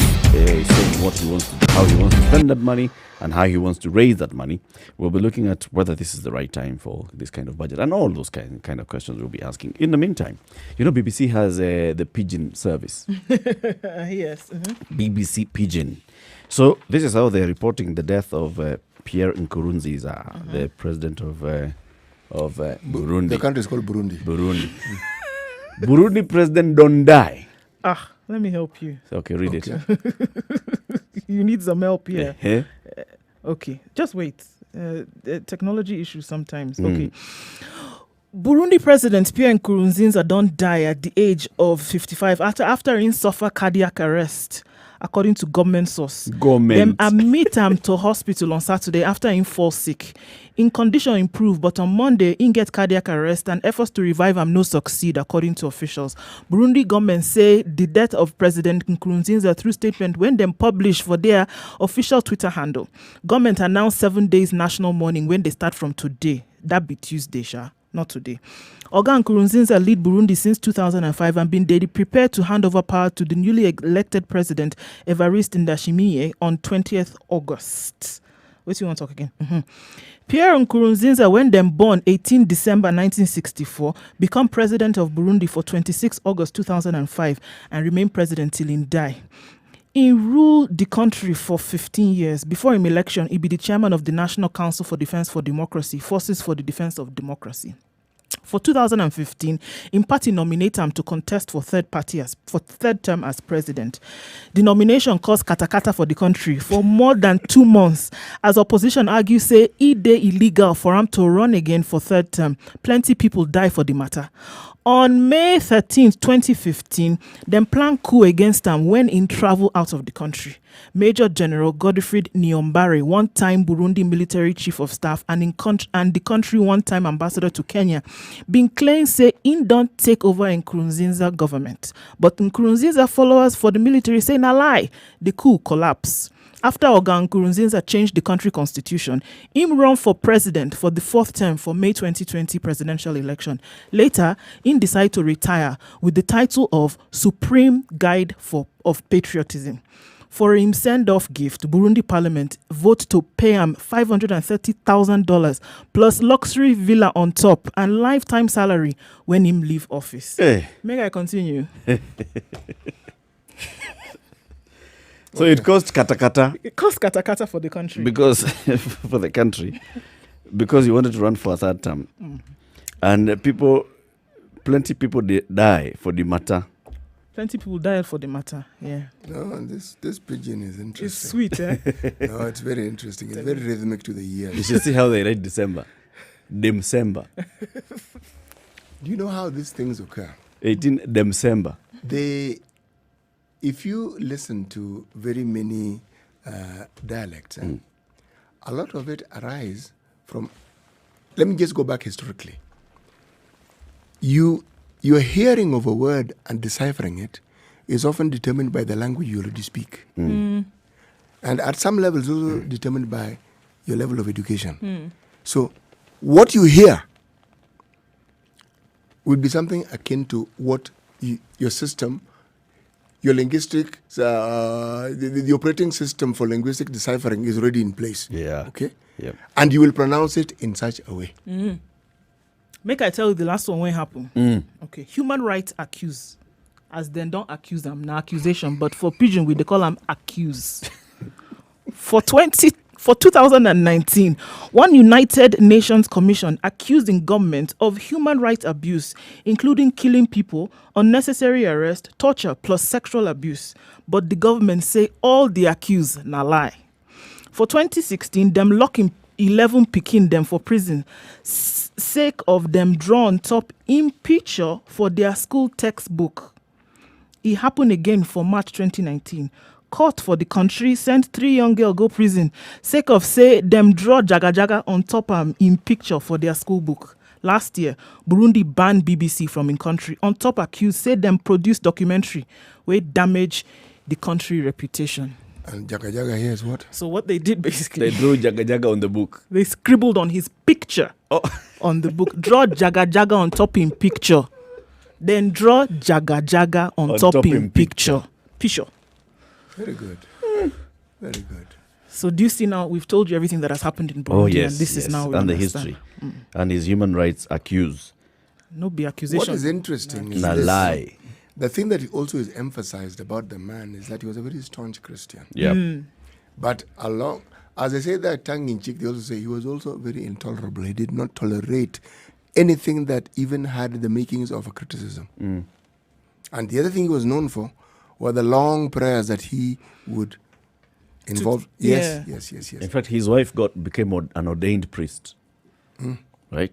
An evangelical preacher. See, the problem with someone who's that way inclined, they are likely to have very dictatorial tendencies, but they feel that God has ordained them to follow a certain path, and God has also instructed them to do certain things. So then anything that they would do then would not be, it's God ordained, so it's not wrong. Yeah, they may even think they're inventing it, but they're not. There is something called the divine right of kings. Kings believe that they come directly from God. Yeah. So you oppose him, you're opposing God. You're opposing God. Now, how tricky is that? How tricky is that? Yeah. How are you going to plead your case if you oppose this man if you oppose Anointed. this anointed man from heaven, no less? How are you going to accuse such a An person? entire prophet came all the way and anointed you. And said, this is going to be king. So we are borrowing it from the Bible. Yes. And David. then now, yes. Yes. Yeah. And then think also that in those days, let's take England, for example. The king was also head of the church. Yep. So, now this one, it gets really genuinely tricky. Yeah, you have an entire version named against one of the kings of an entire version of the Bible named against King James. after King James because of what he was able to do and basically the power that he wielded upon his people. The real piece of work was Henry VIII. If you're talking about kings who are funny. Hey, that No, guy. no, that guy, okay, he was something else. But again, Africans, that is who we are, we do not believe in speaking ill of the dead. There are many things that the late president of Burundi did. Primarily, he brought the country together. It doesn't matter how ragtag it looked, but it was not in the sorry state it had been before. Yeah. People weren't killing each other on a daily basis. No. They had stopped. And then he came. So in 2015, he's like, okay, guys. So you're saying I've served 2 terms, but you guys are not. Are you okay? Can you count? Listen, the first time I was not elected by the people. The first time I was elected by parliament. So my first term is when I was elected by the people. So I'm going to serve my second term from now, 2015, up to 2020. That's only one term. Yeah. Of course, we know again, civil war again broke out. Kata Pop, pop, kata. pop, pop, kata kata again now in 2015 because he insisted on vying. Everybody else is insisting it's his third term. He insists it's my second term. It's like going back into the Moi days of 92. Moi saying, so we have now a new plan that we have come So up we're with. starting afresh. And we are saying that we shall have term limits. So I'm starting. Term limits. But he And there were was those who argued and said, come on, man, you've been here since night. Surely. No. Actually, he was right. Because it is that particular amendment that made it possible for us to have the term limits. So it actually begins when that thing is brought into force. It's not retroactive. No, I personally, no, you can't, you go along that path. And where do you stop? Yeah, you cannot stop. Yes. You have to say, okay, this thing came into law, or it was brought into force at this point in time. So this is where we start. Now, even if you disagree with it, it makes sense. But you choose the other path. And things go haywire. Now, because of the kind of violence that this country was used to, of course, it was going to spark serious violence in 2015. We saw that violence. And it made him also now be called now the butcher of the people because of the kind of deaths that occurred happened. under That his occurred rule, just right. around that time as well. But at the same time, just like you were telling us yesterday, Ndu, the man was called what? Mr. Avocado. Yes. He did a lot He was a in terms farmer. of the poor people. And Mkulima number one. Right. He chose to stay away from Bujumbura, as it were, because it was the elitist capital. And he wanted to go then to what you would see as the agricultural village capital of the country and stay with the people there. And a lot of times he would be found there. Many would say that he wanted to stay away from the critical eye of the government bourgeoisie, as it were, in Bujumbura. But however you may take it, the people of Geita welcomed him. And he brought them agricultural butter, which in this case was the avocado. And he came to be known for that. And this is what it was. Whether he chose to stay away from the glaring eye of the Bujumbura bougie, but this is what he did. And he stayed there for most of his life. Playing football Yeah. on local pitches. It's actually very, very easy to find fault with a leader whose term is still in force. And part of the reason is because I think most times we actually have scant knowledge of what it means to be in that position. And any knowledge you think we have is completely and purely theoretical. Completely. And I think we also divorce the humanity from these individuals. Once they take on this position of power, as it were, we sometimes forget that they're human beings. And you would ask yourself the question, what would another human being having put in the same position done? Someone could do a lot worse. A lot worse. Under the same circumstances. On the same circumstances, another individual, just by direct, the fact that their makeup is totally different, they could do something worse. You never know. So you ask yourself, where is it that we got this idea that leaders must be faultless? Exactly. Because we forget that they're human beings. Where did we get this idea, this notion that leaders must be completely faultless? We have a certain expectations of leaders. Yes. All right, so yes, they'll have their own faults, but we expect that overall, the greater good shall be visible. That everything that they do, faulty as it may be, we can see the greater good. We can see what their intention is. Eric, have you observed, for instance, that whenever a president's term is still in force, you will find very little good spoken about them? Of course. Very little. The good is spoken after he leaves. After they leave office. And usually, depending on the voices that are truly loud, any positive things that they do are never spoken of. Even the good is tainted. It's given a negative twist and said this and the other and this and the other and this and the other. Now, I look at the term when, say, President Daniel Arap Moi was president. Hey, man, there is hardly anything negative that could be said which was not said. Now, we're not talking about verifiable truth. I'm just saying things which were said. But it's only after he had left office. Now, the thing that I found completely remarkable, Kibaki had not been in power for even 2 years. And people already saying, Moi was better. Yeah. And I'm thinking, hey, aren't you the same people who had nothing but negativity to say about President Moi? Yeah. Now, all of a sudden, at least during Moi times, there was cash flowing around. At least during Moi time, there was free milk for children. Yeah. This Kibaki. Gum. People actually said that. Oh, wow. I'm talking about during Moi's, there was corruption, yes, under Moi's tenure, but money was trickling down to the people. When you went there was cash, man. Yes, when you went to visit Damze, you didn't leave empty-handed. This one of Kibaki's, even a cup of tea. Even without milk. You don't get nothing. Now, you see? And now, after Kibaki had left office, no, the best president we've ever had. He revived the economy. We keep looking back at, in the Kibaki era. years, In the Kibaki era, what we are seeing now was not being seen. And we keep upping At that point, yes. In 2007, for example, they had said, this is the worst man. First of all, he's a fence-sitter. Then he's indecisive. Then he's brought the country to the brink of war. There's nothing they didn't say. There's nothing they didn't say. And they said, no. We need a youthful leadership. Yes. We got one. Oh, there you go. What you ask Then for we up the is ante. what you get. Hey, the adjectives. These vijana do not understand. There is nothing negative that has not been said. So, the late president of Burundi, may his soul rest in peace, should not feel that he was unduly criticized. It's the way things go on this continent.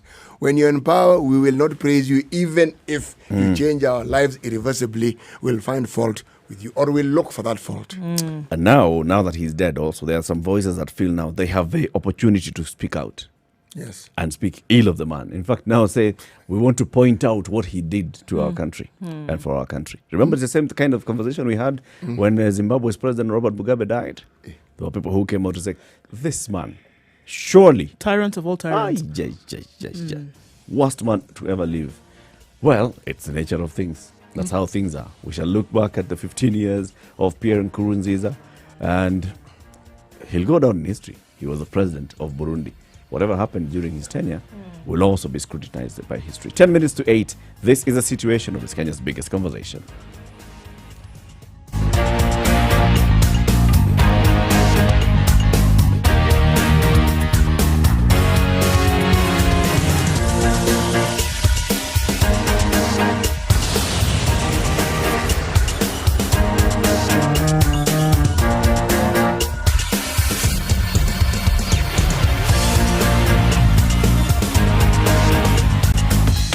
Welcome to Spice FM, the best exclusive radio station bringing you the best mix of the best music ever.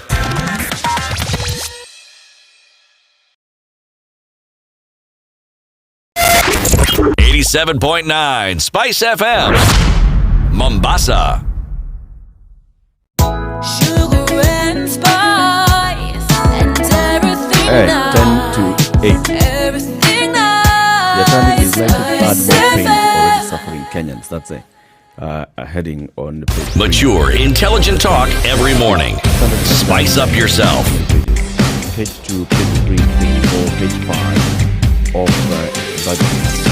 What do you expect? Mornings done right. 94.4 Spice FM, Nairobi. Hard to claim input tax. Tough math as Yatani unveils budget amid a ravaging pandemic.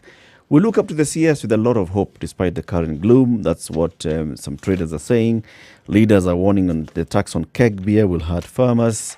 Why the CS's statement is unlikely to shock you today. Unlikely Basically, to shock. Unlikely to shock you. Your shock absorbers are brand new.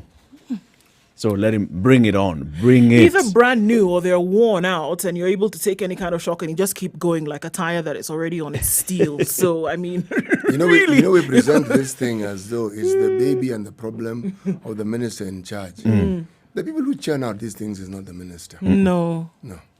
There are people who've been at this thing for a long time and they understand what is what and which is which. Yeah. But where the problem often arises is not with the bureaucrats, it's with the politicians. That's it.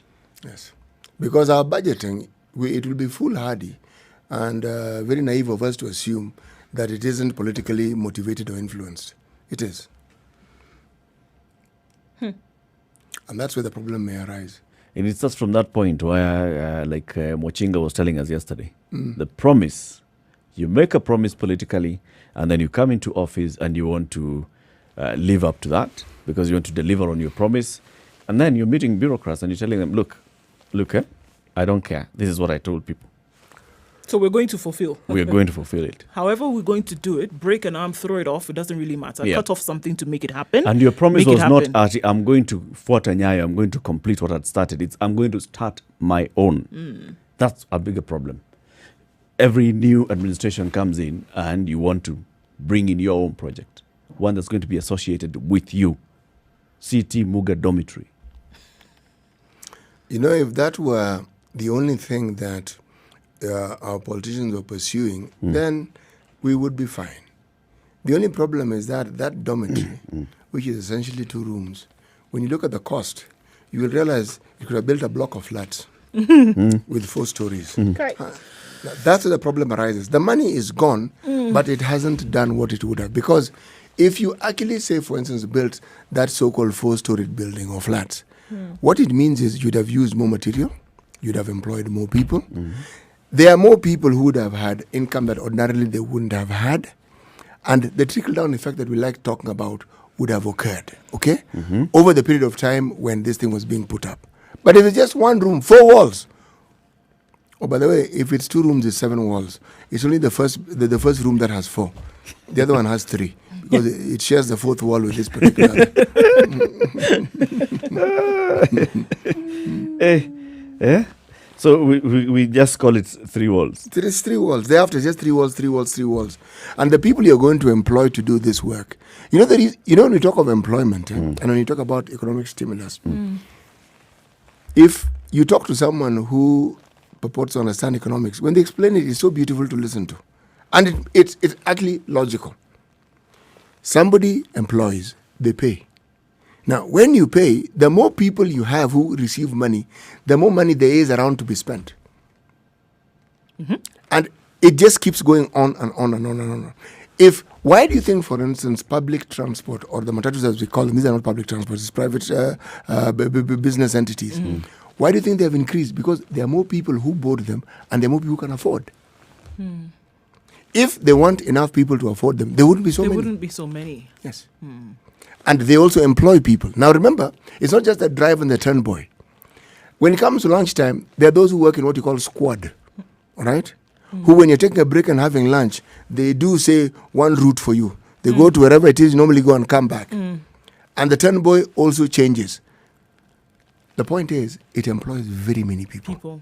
Then there are these fellows who wait at the bus stop and tell you, oh, this thing is going this way. And you know exactly where you want to go. Yeah. And you can read the number and you know exactly where that bus goes. But they purport to tell you where this thing is going. It's an industry that employs very many people. Now, when there isn't money coming from there, and there are fewer people who want to board this transport, the chain reaction is actually fairly interesting. Now, that was the claim that many people made with the Moi government. Said, yes, people complained about corruption, but the money reached the Mwananchi. Yes. Now, it's so there was a trickle down to the Mwananchi. People that was the argument. Yeah. You could see it reaching down. You could see people doing business. You could see. Now, what many people who say that don't understand is, if you actually use the money that we collect for what is intended, believe me, the same effect will be there, and it will be longer lasting. Yep. You'll be able to get that money into your own system. Yes. And it's something you can rely on continuously for a long time to come. You don't have to rely on the goodness of someone's heart. No. It will be part and parcel of the system. That's how it's supposed to work. Right, because if you go along with some of these headlines that we're seeing today already, talking about filling budget gaps, why the statement is unlikely to shock you, adding more pain to already suffering Kenyans. Now, you can imagine already suffering Kenyans then presented with a budget that they essentially are going to have to pay for where there's no money. Now, you can imagine if just a little part, just a little bit of it, right, that you could see the physical manifestation of this pain and suffering. It makes it a little bit easier then to bear, right? If you could see that they say, all right, a certain amount of money is going to go towards health. And then you have a robust health system whereby a mother can go and, deliver her child without fear of death, right? Because the system has been well enough buffered. Or if you're going towards infrastructure, and again, a man can take his product to market and doesn't have to stay on the road for 24 hours, whereby the goods would have spoiled by the time 24 hours passes, right? Or if you see that fisheries, agriculture, and the blue economy get some more money, and that you can actually see that then jobs would have been created. This pain and suffering, though its existence is still there, would have been reduced because you can actually see something being done with the money then that has been supposedly kept aside. But you can imagine then the pain and suffering, you're still being asked to pay for it with the introduction of taxes all over the place. Taxes galore. Galore. 1st of January, do you Left, remember? right, and center. 1st of January, we were slapped. Boom, Turnover tax. Turnover tax. Before long, digital tax is coming. I'm telling you, KRA is getting more desperate. Something else is going to come along the line. Before Christmas, you'll be given a gift. There's LPG gas is coming. Something else is coming. Gas on LPG. Then you think to yourself, I mean, gas on LPG. if there was something that we could see that was actually, giving you some kind of hope, then just like you say, then maybe this pain and suffering would be abated just a little bit. Actually, the so-called trickle-down effect, if it actually happens, more jobs are created, etc., you then have a much larger population to tax. There you go. So you spread it out more, so it isn't seen as a burden. You see, the thing is, to hope that this reality would be able to dawn is that what you do or what you want to do, this, because your job essentially as government is to create this conducive environment. Do everything that you can do to create this conducive environment. So you have more people contributing to this big pie. So then, yes, you can tax them and still then be able to meet the threshold that you need to meet. Yep. Coming to the top of the hour, CT, today's proverb. No matter how beautiful and well-crafted a coffin might look, it will not make anyone wish for death. Poignant. Oh, Yes. voilà, monsieur. Yes, though it is written Poignant. poignant. But This is a situation room. Kenya's biggest conversation. 0719-012-600 is the number to call us for joining the conversation. Good morning. It's 8 o'clock.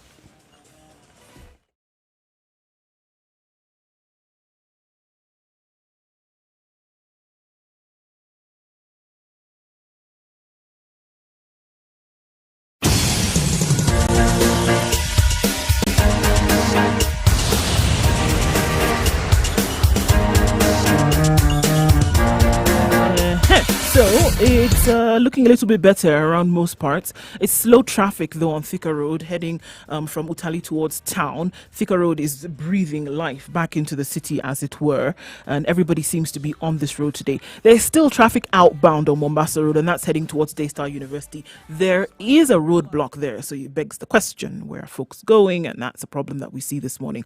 Apart from that, we don't see much more in terms of traffic, but we know that there's some slowdown on certain roads where the roads are in a deplorable state, and that means that people need to move a lot slower. Apart from that, it's looking pretty good. Jogo Road also seems to be a bottleneck this morning in flowing traffic. Getting into the CBD from that neck of the woods is going to take some time, but you're just going to have to be patient. Spice FMKE, that's how you can reach us on Twitter. Let's know what you see and we'll spread the word right in the middle of traffic hour. Hope to get out of it soon enough, but let us know what you see and we'll keep it moving.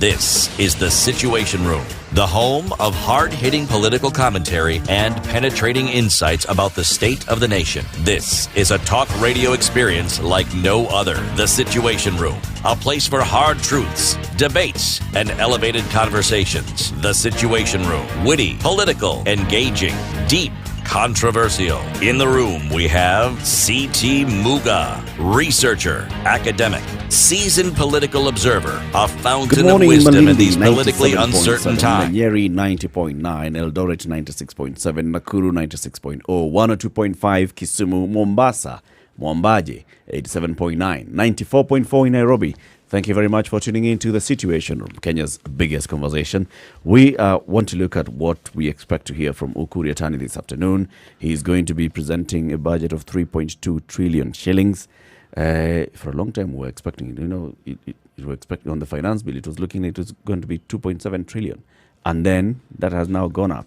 In these days, we are basically looking at a budget that's going to address how to keep the country afloat and revive the economy after this ravaging year, 6 months of COVID. COVID has shut down our economy, has looking at our main export earners of foreign exchange. First of all, diaspora remittances, of course, have dropped. Exports from Kenya, flour industry dropped. Tea and coffee affected. Horticulture affected. Tourism affected. Actually closed, shut down, no flights. All right, and this will have a huge impact as well. The government has come up with measures and said, now we are going to be able to cushion Kenyans by coming up with some measures, with some tax reliefs, dropping VAT from 16 to 14%, dropping income tax from, by certain percentages. And all those measures are going to make sure that they are going to leave the government with 172 billion shillings in budget hole created by these measures. So, what is it that we expect to see? Let's speak with a man who understands these matters of budgeting, right? And is a man who we've spoken to before. He's the CEO of the Institute of Public Finance Kenya, James Muragori. Good morning. Good morning, Latif. How are you? Fine, thank you. Welcome to the Situation Room, and thank you very much for speaking to us again today. Thank you for having me. Now, James, 3.2 trillion. What happened? We were expecting 2.7. All of us. This is where you get, and then we ask all of us, like, what's up there that we don't know. What is eating the other? Absolutely. But the million-dollar question is not how big that figure looks like, but where is the money coming from? Yes. Because we can actually plan ourselves very well, but all that becomes nothing when you have got no resources what to do what you're supposed to be doing as you had planned, which is where we are likely to be in the next 1 year. How much have we raised in taxes in the last year? I mean, we've been looking at figures of about 1.5, 1.6 trillion shillings in terms of tax revenue. Is that still the case? When we think about our tax revenue, now, according to the supplementary estimate for 2019-2020, we had projected to correct ordinary revenue. And this, when we talk about ordinary revenue, we are looking just at taxes, the payee, VAT, excise, that kind of taxes. We are looking at 1.6 trillion. Okay. As at April, when we were doing the supplementary budget that was approved to take into consideration the reliefs. But then we were also going to lose approximately 122 billion because of the reliefs. So now, the current scenario, we are looking at being very ambitious, at around correcting 1.5 trillion. Being very ambitious. Being very ambitious. Because, April, if you look at April alone, we corrected approximately 100 billion or thereabout. Yeah. And this asks, month in, month out, our tax correction is declining. Yeah. So we cannot meet our correction targets. Yes. And now we already have a situation where many of the sources of that direct tax are already not able to even pay that money. So we are talking about people who have lost jobs, so payee out. We are talking about companies that have basically shut down, so the level of income tax that they pay also reduced. We are talking about all these other effects on the economy will have a huge impact on the collection of taxes. Absolutely. Huge effect. It's going to have huge effect, and we must be prepared. And of course, we are at a point where we prepared a budget that did not, reflect the reality. From where I see it from, I feel this budget did not reflect the reality. Well, so let me take you, for example, in the budget preparation process, in February, when we were setting up the budget policy statement and Parliament was approving, we targeted to correct 1.856 trillion. So that was what was approved by Parliament. in February. Already unrealistic. Already unrealistic. You know. Then, come April, we are already planning to correct 1.6 trillion. In fact, what Parliament has approved on Tuesday when Parliament sat, they approved revenue targets of around 1.6 trillion. But also in the report, they note that actually getting to 1.5 trillion is extremely high ambitious in the report. So why approve? Okay, anyway. Huh? Oh, yeah. Right? So that should tell you that we already... Why tell someone, I doubt you can afford this shoe, but... Yeah. Take a more expensive one. And that should also take you... Actually, our expenditure is 2.7 trillion. So we are sort of saying that our revenue is 1.6 trillion, and our expenditure will be around 2.7 trillion. Yeah. Right? Meaning that you have to borrow. A lot more than 50%. Yeah, and then our expenditure has not changed between February and now as Parliament approves this. Because in February, before the COVID pandemic, we had projected our expenditure will be 2.7 trillion. 2.738 trillion. Now, as we approve in June, we are saying our expenditure will still be 2.71 trillion. Like we've reduced with like 20 billion only or so. Right? Okay. So, then the question asks, at what, how realistic are we, in all the wisdom of the and many men and women in this country, that we could not see that clearly we needed to make like radical decisions around this time. Because what I keep saying is that we are not in an economic crisis. We're in a health crisis. Because we were already in an economic crisis before the COVID. So now this is health compounding on our economic crisis. Yeah, now you can imagine now the mess that we get ourselves into. Okay, James, at the risk of sounding simplistic with this question, is that if you look at an individual who has financial issues or woes, and if you want to do some kind of financial intervention, the first thing that they ask you to do is to remove all your unnecessary expenditure, and then look at what you have coming in, and then tailor your needs or tailor your necessities according to that which you have coming in, and then stop borrowing. Basic things that they ask you to do as an individual. Yeah. Is it not possible to apply these same principles to a country? It is possible, but of course governments operate from a very macro perspective. And that simple question is very important, especially from a citizen perspective, because you want to understand how government finances these expenditures. Yes. And if you're already in a crisis, what does that mean for us? So first of all, it would have been to cut all unnecessary expenditure, and which we've really tried. For example, between March and April, the government, flows all travels, for example, trainings, all those, domestic engagements that do not have an impact in productive economy. Correction, James. The government did not stop them. COVID did. COVID did, government froze. Yes. It was. So that started from that. But then we ask ourselves, what then would be other potential sources of expenditure that we can completely reduce? Because we needed to reduce our expenditure so that also we reduce our borrowing. Because when we think about the amount of money we are going to spend alone, because we have to borrow, we are going to spend alone on interest payments.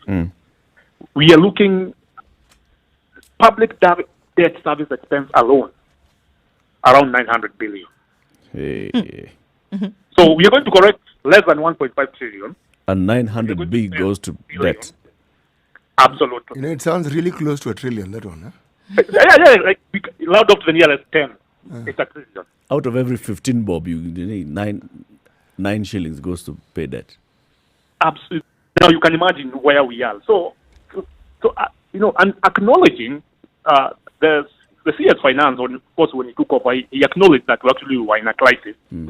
But I don't think he's done anything to support, getting us out of that crisis.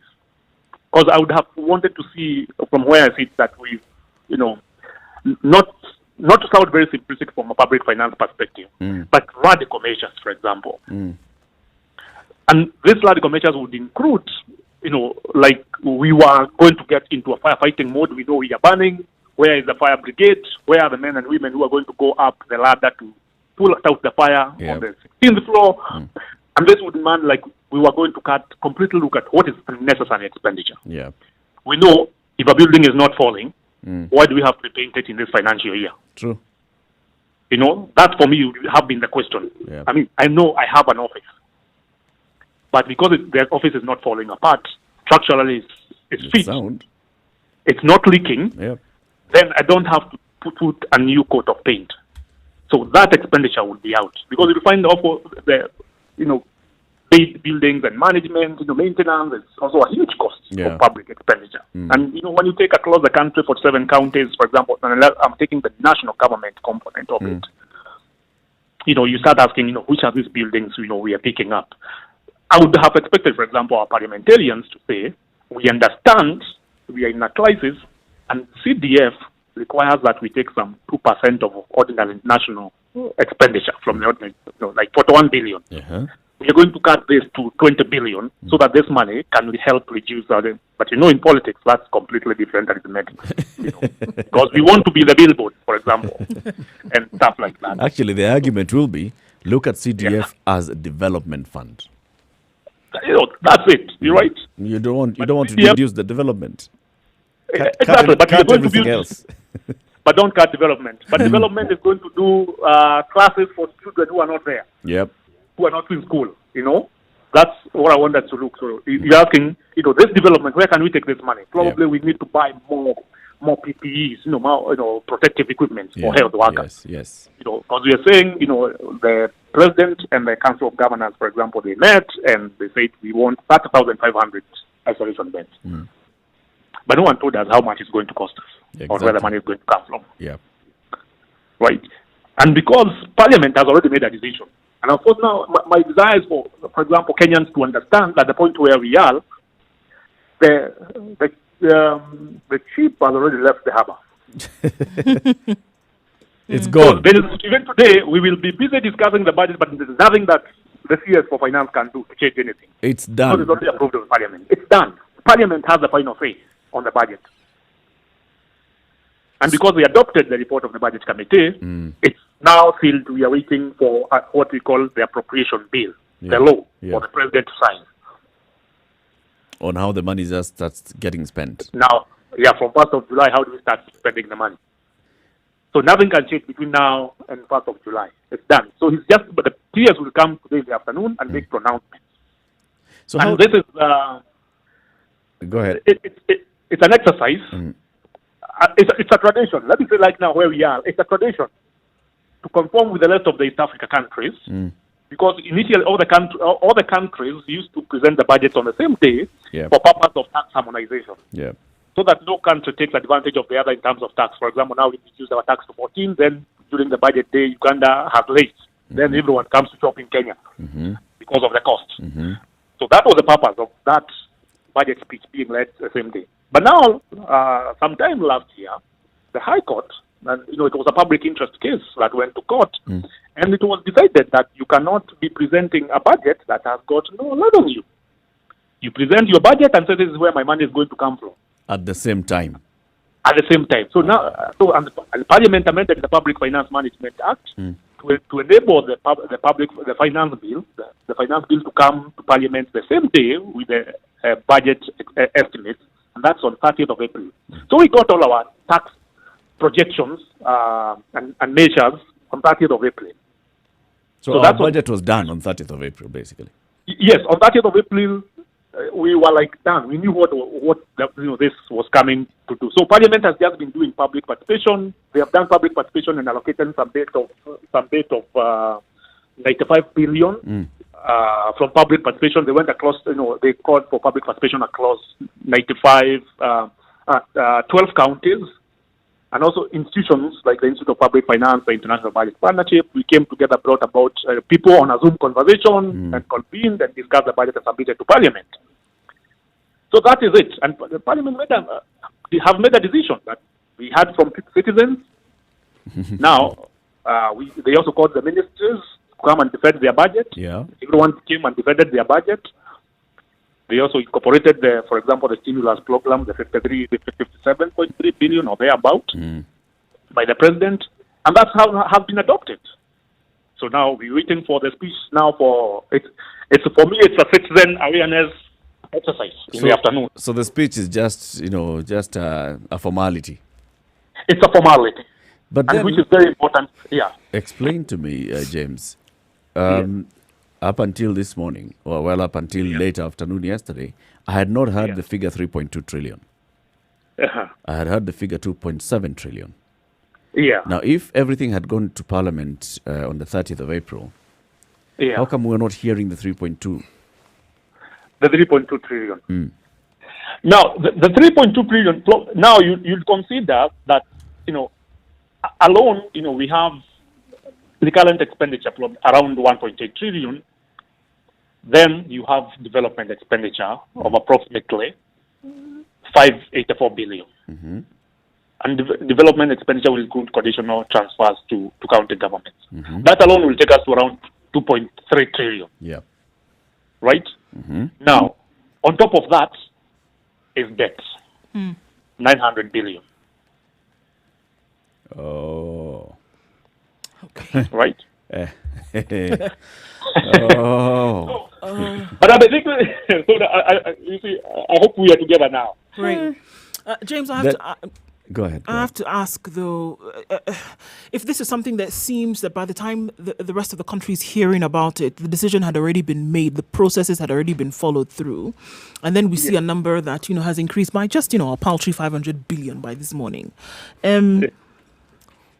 Honestly, where do we expect this, because obviously there's only so much that we have, that Kenya has. Where is the money expected to come from? And I ask this with consideration of the fact that public participation was considered.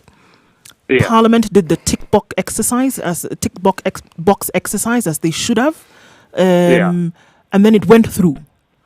So that means that there was consensus then, because it's not just giving of the numbers, but the processes through which now this budget would be realized, then were more or less agreed upon by a certain date. Yeah. Where do they expect this deficit to come from, or how do they expect it to be covered, considering the current times in which we exist? We will borrow. Sorry, James? We will borrow because You're just saying it so casually. We'll borrow. No. Apparently, let me tell you, you look at this, you say, we are talking, now people are shocked that there is an extra 500 billion that's showing up. Like Elika said, like, where is this? Because 3.2, I've been thinking it's 2.7 billion. Yeah. But 2.7 billion. Trillion. Trillion. Trillion, sorry. 2.7 trillion has, it's expenditure, it's development, it's development, it's county equitable share, it's equalization fund, it's pensions, But then you have to take into consideration that the other part has to be borrowed because we don't have the capacity, and we are actually likely to borrow more. So, because if the economy will not perform as expected, obviously, so we are gonna be raising via revenues of tax revenue is, let's just be a bit realistic and say we'll do about 1.4 trillion. Yeah. Right? So the rest of the money is going to come from well-wishers and lenders. Yeah, grants. We're getting some grants from donors, from countries. For example, the EU says we're going to give you some 20 billion. The USA will give us some few billions. But ultimately, the huge chunk of it is that we're going to donors will not give us 100%. We are going to borrow. The reality of it is we are going to borrow. And as we talk, we have to realize that according to the thresholds, for example, that like IMF sets, we've already breached a number of key indicators. you know. And breaching key indicators means that we move from a low-risk country in terms of debt default to a high risk. Yeah. And that's why, for example, you saw this happening, and you saying that we are not able to negotiate debt relief. Yeah. Because the conditions under which we took things like Eurobond, for example, say that if you negotiate non-repayment, we'll consider you have defaulted. And therefore, we're going to downgrade you. We are going to downgrade you. And if we get downgrade you, but it means that it's going to be very expensive for you to access loans in the market. Expensive. But I think, those things are things that the economy, I feel most of the countries across the world will be downgraded one way or the other. Yeah. Because of the conditions are close. But we also have to ask ourselves those things, the way they affect the common person. Yeah. Let's talk about that transparency then of borrowing. What's that office called? The debt management office? The public debt management office. Okay. Yeah. We have heard many people like you and others saying the public debt management office should have been a very independent, sort of autonomous office.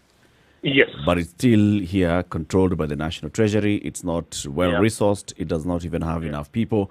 So we're basically talking about the transparency of our debt regime still being put to question. The 900 billion that we are paying, there are questions that arise in what is it that we mortgaged ourselves with to get these loans. Now we are talking about borrowing another insane amount of money in the next financial year to just meet our budget deficit. What should we expect from the debt management office? I mean, what kind of checks and balances should we expect to see?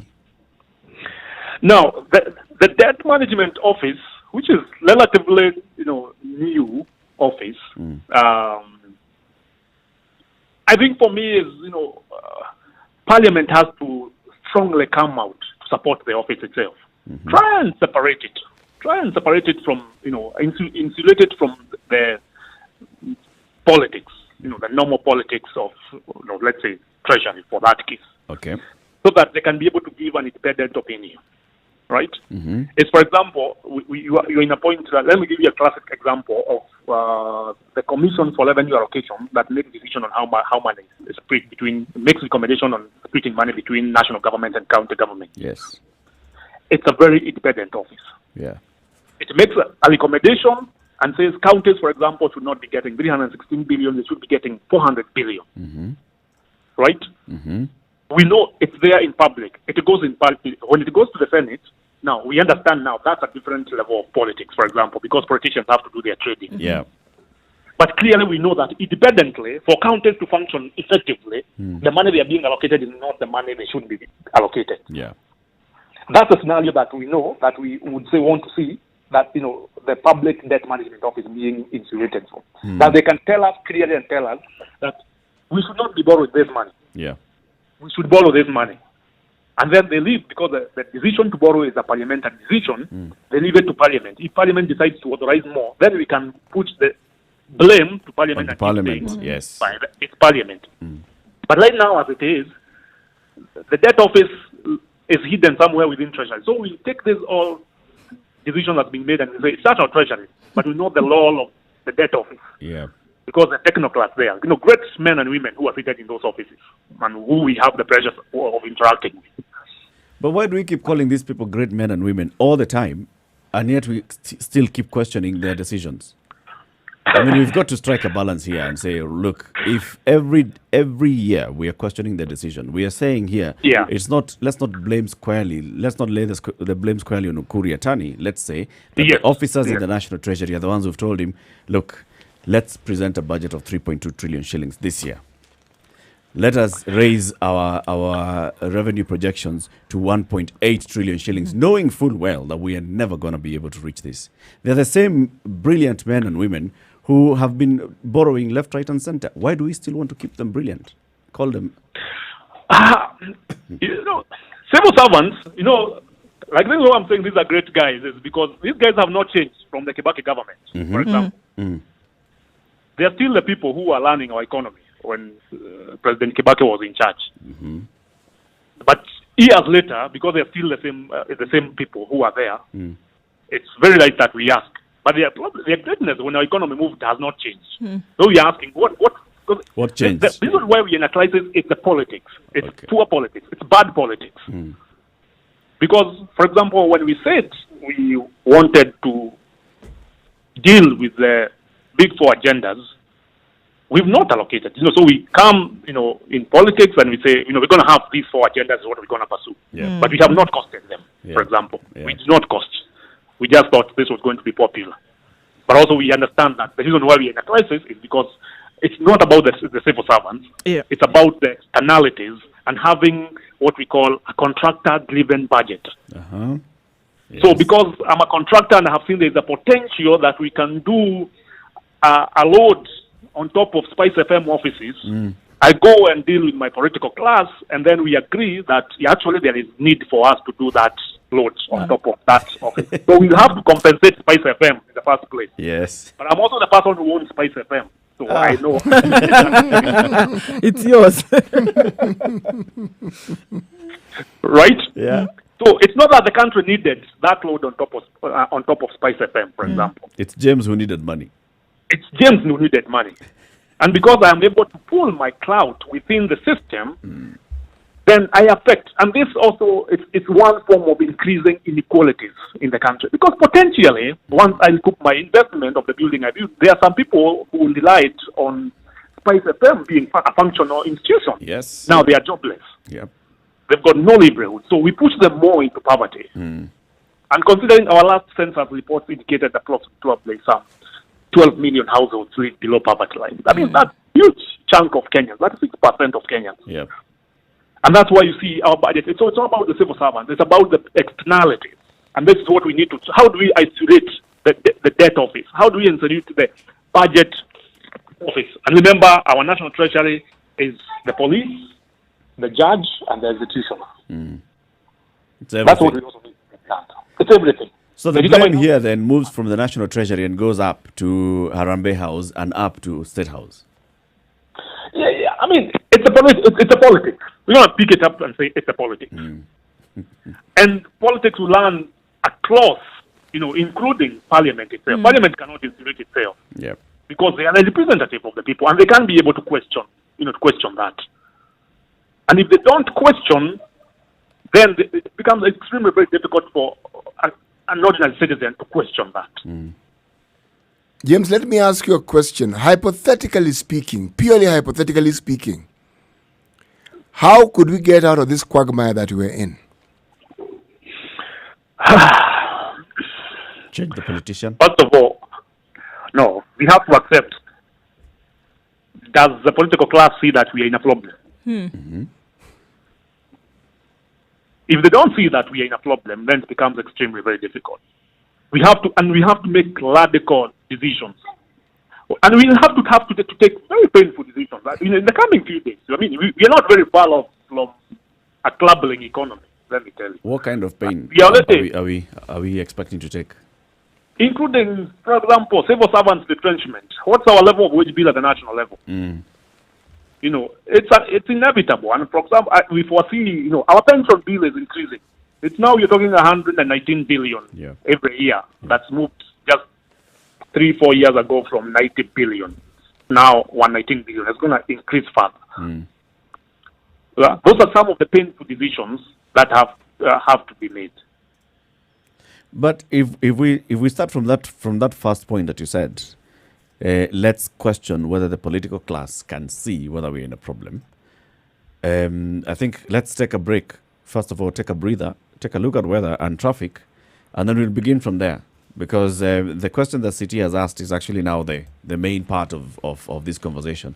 How do we get ourselves out of this quagmire? The point is we are getting into it deeper and deeper, and we must get to a point where we say, stop, clutch on or some straws and start climbing up. How do we get ourselves out of it? James Moragori is the Chief Executive Officer of the Institute of Public Finance Kenya. He's breaking down the budget-making process, the thinking of the budget that we expect to hear from the National Treasury this afternoon. 3.2 trillion shillings, where is that money going to come from? Where is it going? Where is it going to be spent? And does it make sense? Does it not make sense? And then, what do we do about it? Good morning. It's 28 minutes to 9.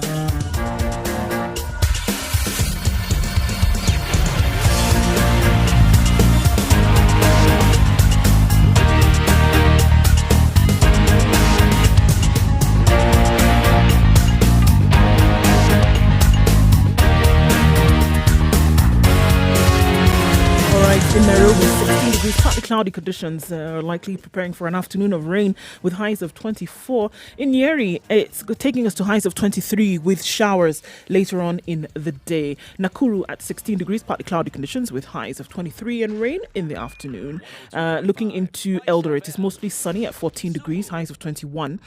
And showers are going to cool things down considerably. In Kisumu at 19 degrees, it's partly cloudy, highs of 26 and lows of 18, with a wet afternoon that carries through into Kakamega at 18 degrees currently, rising to a high of 24, with rain taking us through well into Friday morning. All right, let's take a look in Mombasa, where it's mostly cloudy at 26 degrees. It'll continue that way through the day with highs of 28 and lows of 24. Malindi is partly cloudy at 28 degrees. It'll be a wet afternoon, and this will be the high for the day with lows then of 25. In Kampala at 25 degrees is what the high will be today. Highs take us through the thunderstorms that are predicted for the afternoon. All right, let's take a look then into Dar es Salaam, where partly cloudy conditions. We'll see a chance of rain later at 25 degrees, highs of 29 and lows of 22. And then into Johannesburg, where at 8 degrees is still pretty cool. For the South African city, highs of 16 and lows of -1. And then for now, looking into Lagos at 25 degrees, clear skies this morning, but that will change later with showers, highs of 31 and lows of 24.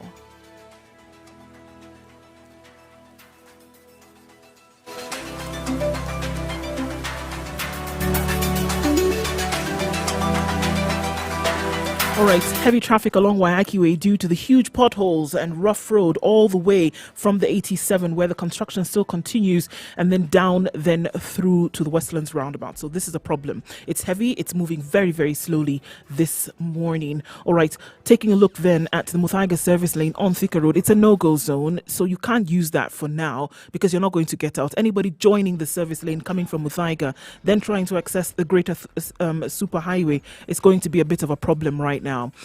Traffic is at gridlock status in most parts, and also on Mombasa Road, trying to head then out past the airport junction. That is quite hard and fast. A lot of people on the road this morning. Those are the areas in which we see some problems.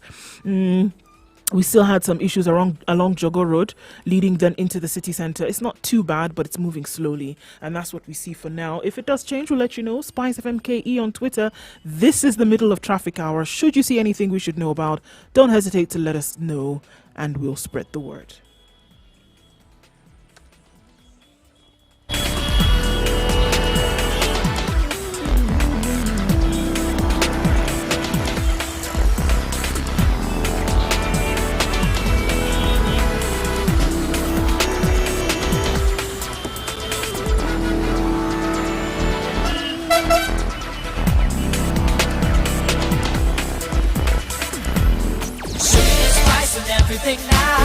You were asking a question before the break.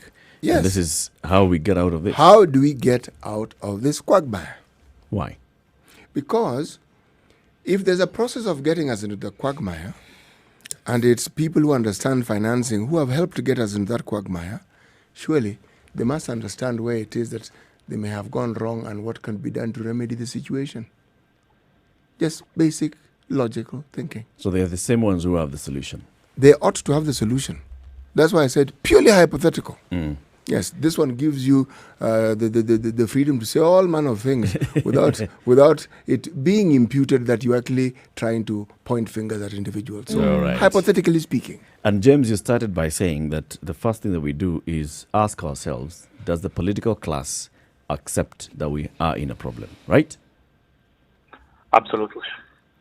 How? What do you think? From where you sit?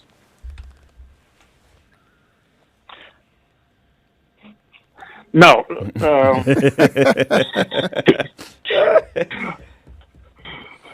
as difficult as it gets, first of all, hypothetically, you realize that in this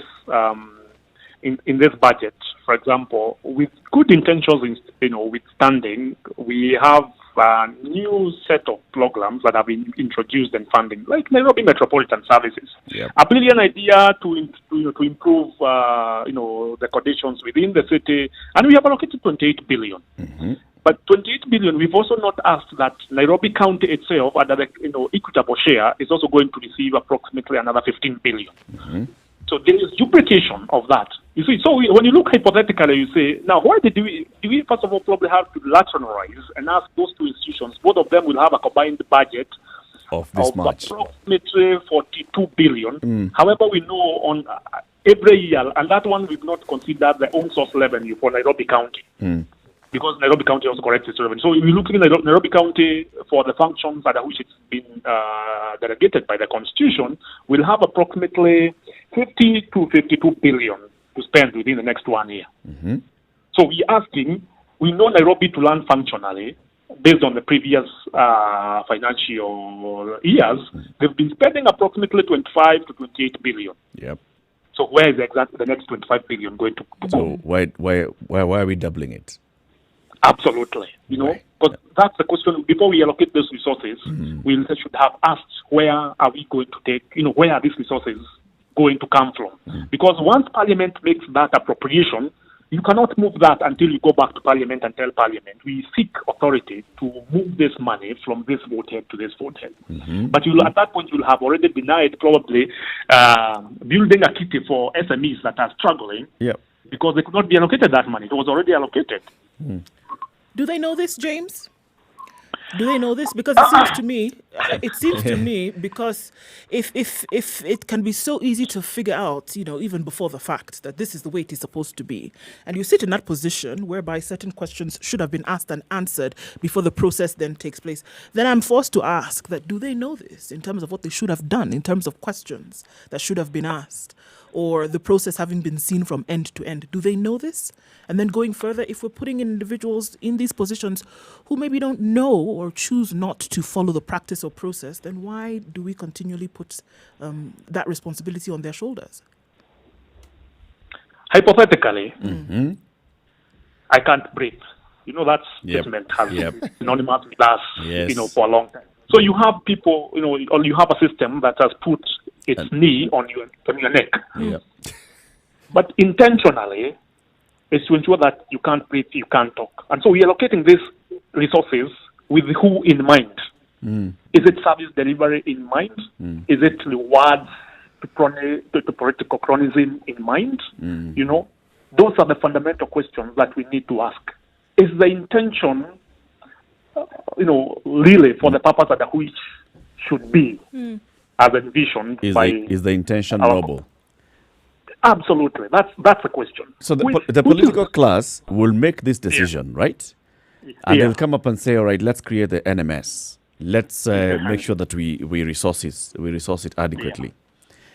But our very brilliant people at the Treasury are the ones who ask these kind of questions, are the ones who advise, they give this kind of advice. Now, and I keep going back to, once you've given advice the first time and you see it has not been heeded, you ask a question the second time, it hasn't been heeded. A third time, it hasn't been heeded. And you still sit back there and you say, me, I'm a very brilliant person. Let's blame the politician. I don't buy that. I think you also ought to take part of the blame. I want to ask a different question, James. What we have seen our so-called brilliant people doing, is this what you call deficit financing? Yes, to a greater extent. All right. Do we know of any country, or do you know of any country in the world that has actually developed through this mode of financing? Most of the countries do. All countries have debts, but each country has its own unique situations. We can't do any comparative analysis and say that we're going to compare ourselves with the US, with Japan, with Rwanda, with South Africa. Because we're asking ourselves, for us, for example, those countries, the US will send us their iPhones and their Boeing planes. What are we sending? What are we selling? Garments from Athi River. Coffee, flowers. Coffee, Tea. right? Yeah. But you look at our current account deficit. If you look at what the Americans are asking in the free trade area comparison, they're going to take over everything. We're going to fight literally like deficit. We're going to have ship everything out, and they're gonna bring everything in, and us we are taking nothing. So that's it. Because they have something, they can take debt because they have something. They are trading. Our coffee alone, I mean, our export market is very minimal. It's very minimal. We have our foreign exchange earners being tourism, which gets hit up by conditions, circumstances, and goes to its knees. Our coffee and tea, weather changes now and then again. We are saying they are not even bonus for coffee farmers. They are crying, But the American economy, because of it's a service oriented, it's a goods oriented. They're exporting across the world. They can afford to take trillions in debt. We can't afford. With such a small economy to continue thinking that we can finance our country throughout on debt. Yeah, it's where it comes. We have to ask very hard decisions. So now you actually have brought us back now to that point of where you're saying we've got to get to a point where we're making very hard decisions, and some of them were going to be painful. One of them that you said was we are going to get to a position where we are rationalizing our public service. And this is basically saying that we cannot afford to employ this number of people in government, so we're going to have to let them go. That's a painful decision. It is. What other painful decision are we likely to find ourselves having to make? For example, one of the things is this year we should have been a year that deliberately we do not commence any new development expenditure. We should have been focused, for example, on completing like massive stimulus projects to finalize any existing development expenditure. So that we can honor the commitment. So we are starting we have new projects being planned to start, but instead of putting money into the contractors' hands who are already working so that they can massively employ people and take up more labor, we won't, because we have to split our money. So a project that would have been completed probably in 2 years ends up being completed in 3-4 years because we are trying to split. We know it's very important for development expenditure to be there because it stimulates the economy. But at this particular point, considering the situation under which we are in as a country, then we need to take that very difficult decision that let's stop any new development. We know it's like, it's having a gap year in development. Yeah. No one's going to die for not having a new road. Yeah. But, somebody is going to probably get kicked out of their house. Central Bank governor said that in June, he expects SMEs to close shop, and people are going to lose jobs if we don't act as fast as we can. So stimulate the economy. We should have asking ourselves this money for development, but probably we need approximately 100 billion, 200 billion fund for SMEs, a guarantee scheme. So and we are going to put approximately 300 billion on development expenditure. Why don't we rationalize that and say, now let's first of all deal with the SMEs, the restaurants, the barber shops, the eateries. Because they employ massive. I'm just going to think out loud here. This is not a question to you, James, but you can respond or you can say something. I'm just thinking our government is actually being run by people who have experience in the National Treasury, who have experience in budgeting. The people at the National Treasury, the senior managers, the PS, they're not new to this. The people in State House, the president, the head of public service, they are not new to this. In fact, the president and head of public service were minister and PS in the treasury.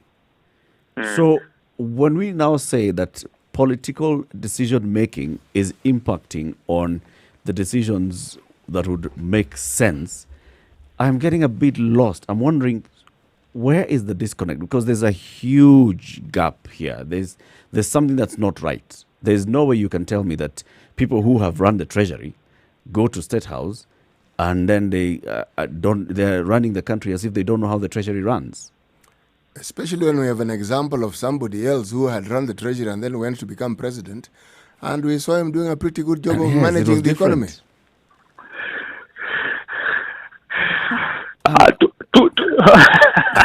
What's happening? To who are they beholden to? Because that's what I would ask. Okay, expound you on had a very that. good strategy. You had a very good strategy manager who rose to become a CEO, and then the company went into receivership. Yes, actually. Yes. Explain that. How is that? What do you mean by to whom are they beholden?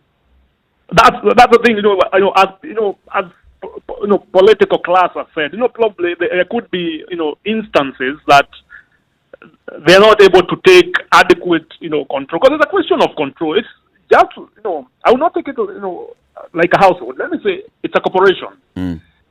And, you've been a strategy director. You've been advising the company. The company has been performing very well, and then the CEO retires, and then you are told, "There you are. Now you've been very good strategy director." Yeah. But now, when you take over 2 years down the line, the company is at the receivership. Then you're asking, because you are the one guiding the strategy of this company and you were performing very well, what happened? Yeah. Then you ask, where you are seeing from a warm view. Now you can see from a bad view, but you can't see the warm because you miss the nitty-gritties of learning the company. Yeah, that the company is not only run by you and your fellow CEOs. It's that worker who cleans it's that watchman who opens the gate. Right. And this means it's that person who pays VAT when they buy, the list of items in the shop. You have to ask, where do they get their money? Like when we do that construction of the road, when we do that building, how does it affect the people in the neighborhood? Are we doing it for the purpose of us who are here as the top management, or are we doing to affect, the whole company across? Because the bottom line of a country like Kenya, we are not looking at any money being in our bank account. We are looking at the well-being of each and every person in the country. I think that is what it would be in an ideal situation, James. Isn't that the case? Ideally, that is what it should be. It should be that those in positions of power then who influence how money is spent in a country, for example, should be beholden to the citizenry. But unfortunately, it seems that it's the absolute opposite. I don't even think it's such a far cry So from... to whom are they beholden? Themselves. I can't breathe. Yeah. They're It's a beholden up neck. to themselves, It's- it seems. It's a knee on the neck. Yeah. Right? Because that's what I'm saying. When you think about it, then you ask, do the person on top think about the person who lost their job? Exactly. And how they can get back, to that job? Because they are only at this particular point, they say, are we investing, for example, properly in adequate training for our police force, for example, so that they don't brutalize the citizen? Right? It's in times of curfew, and then we've invested heavily on armory, but no knowledge on how to handle those people. Right? So the question we're asking is that, ideally, as we say, is that we want to see, the system be in cognizance of the fact of that person who pays that VAT, because they might not have a pay for payee, pay as you want, but they'll have a component of paying that tax. Yeah. But they also want to feel the benefit of the economy. But if you are beholden to only the people, for example, who pay billions in corporation tax, the people who do campaign financing, for example, their interest is just a return on their investment. If my return on investment was to finance you to be in a political office, I don't care about the other people because I need a return on my money. Yeah. Right? And this is, citizen awareness then would demand that, we want to ask, also from not only the national level, but also at the county level, we want to ask our, the governors, as a citizen, I want to ask my governor, really, like why you are correcting this business permit, but you still have to pay for garbage correction myself. Yeah. When I should expect that this should be sorted from the taxes that I pay, the local levy that I pay. Then I have to look for toilet facilities. Absolutely. Or even where you've provided a toilet facility, you're still asking me to pay.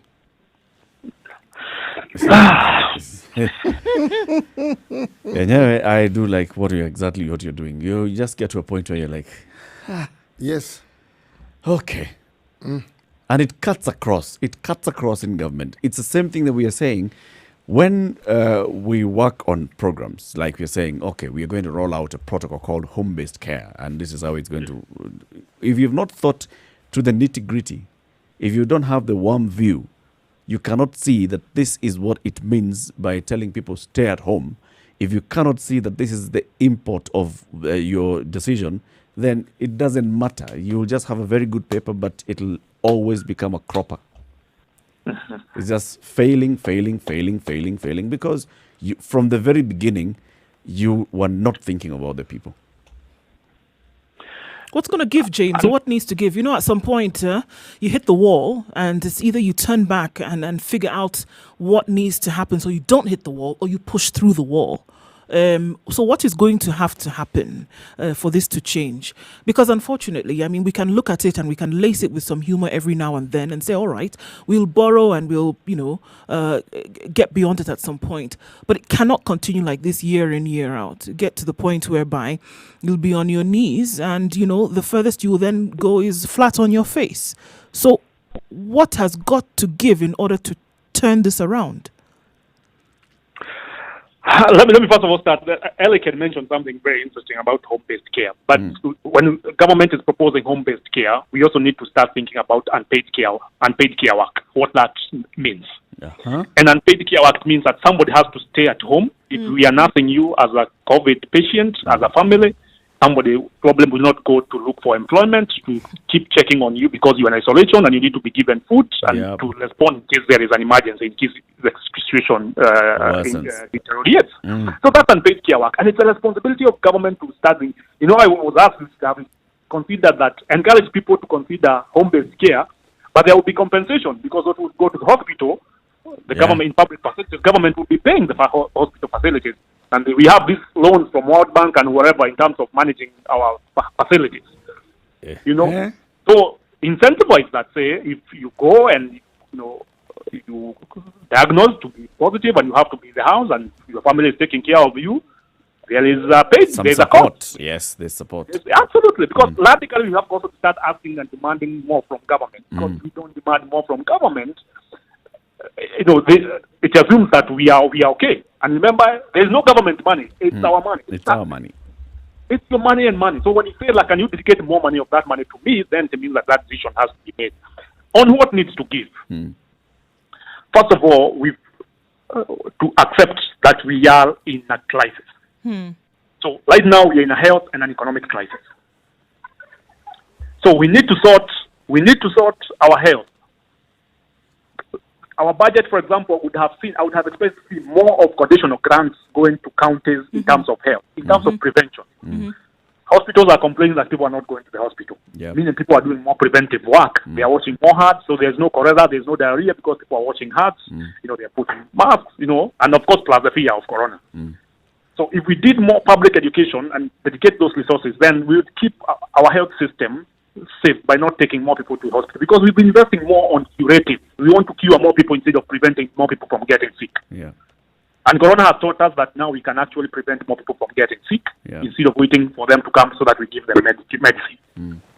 So that one, it's an investment that I would have seen that radically cut unnecessary expenditure, because in our budget what we have is, let me say that we have a lot of unnecessary expenditure. Right?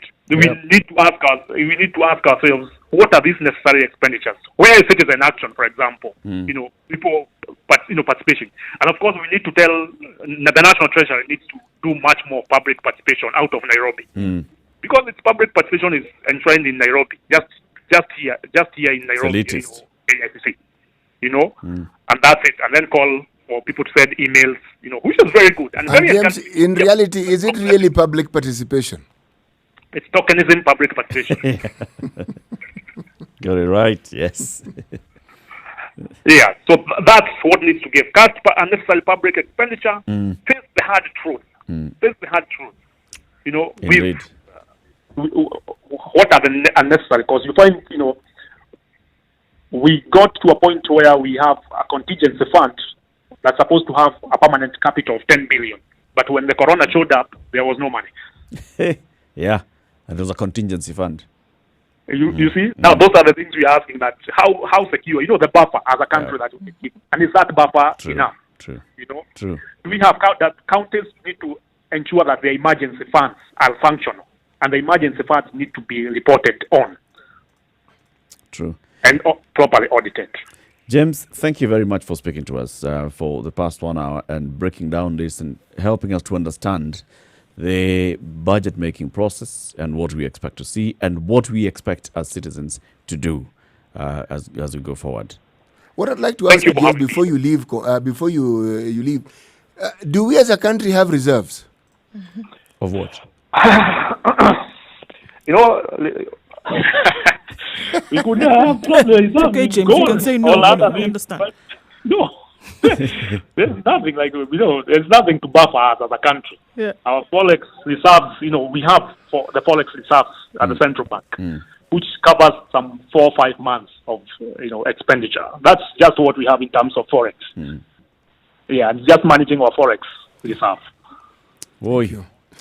James Moragori, Chief Executive Officer of the Institute of Public Finance, Kenya. Thank you very much for speaking to us. Have a good day. And thank you very much for having me. Have a good day and stay safe. Thanks so much, James. Thank you very much for making the time, James. Thank you. Much appreciated, Asante. Hey. That's all I can say. They told you no. Hey. And in fact, he's brought up a very, very good issue on this thing of home-based care and compensating the person who's taking care of the person who's under home-based care. Because the government has not said, we don't have money. They are saying we have run out of beds. So, we are going to give you the bed, but instead of compensating healthcare workers, a very expensive healthcare worker, just compensate a domestic worker To do that. to do this job. Good luck. Today's proverb. No matter how beautiful and well-crafted a coffin might look, it will never make anyone wish for death. Never ever. Apana. I need to die so that I can be put in that beautiful coffin. Not Oh, the only way Not for me to get possible. into that nice coffin is to die. Just to die. What a guy. Oh, thank you very much for tuning in. This is a Situation Room, Kenya's biggest conversation. Remember, our live stream is up, www.spicefm.co.ke and SpiceFM.ke on YouTube, Facebook, and Twitter. Good morning. It's now 9 o'clock.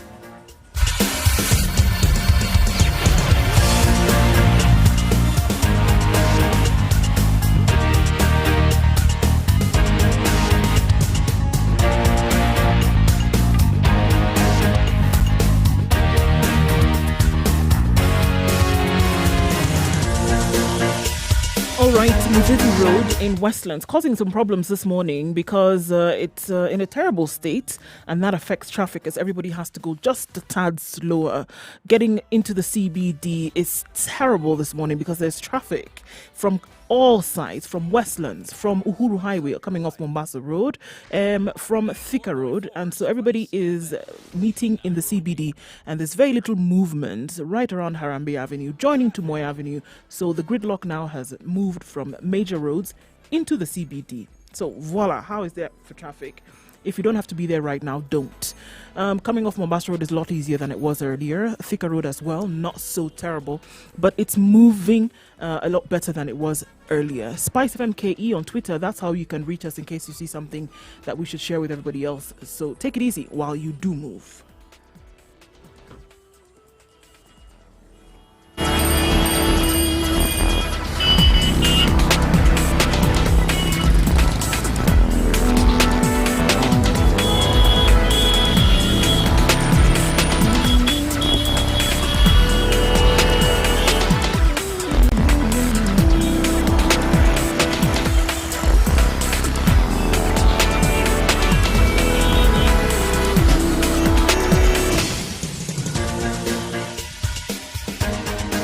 This is The Situation Room, the home of hard-hitting political commentary and penetrating insights about the state of the nation. This is a talk radio experience like no other. The Situation Room, a place for hard truths, debates, and elevated conversations. The Situation Room, witty, political, engaging, deep, controversial. In the room, we have C.T. Muga, researcher, academic, seasoned political observer, a fountain of wisdom in these politically uncertain times. We'll talk Ndu about it Oko.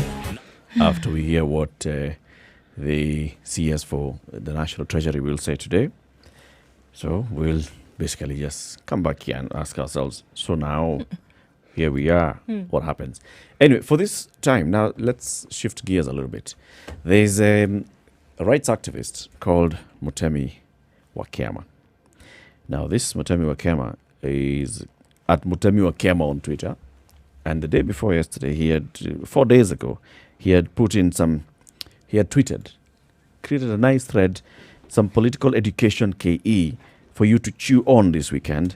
I want to do a section on Kenyan chiefs, many of whom collaborated with the colonial government and whose children and grandchildren have ascended to positions of incredible power and wealth in Kenya. This is a history of Kenya City. I mean, we keep talking about this left, right, and center. These chiefs drew their power from association with the colonialists. They included Koinange wa Bio, Karori wa Gakure, Njiri wa Karanja, Angaine Mutoitiria, Musa Nyandusi, Kinyanjui wa Gathirimu, Muhoho wa Gadesha, Michoki Kagwe, Josiah Njonjo, Amoth Owira of Alego, and Mwendo wa Kitavi. Right? So the thread continues now and gives the history of each and the children and grandchildren and how they rose to positions of prominence in the country.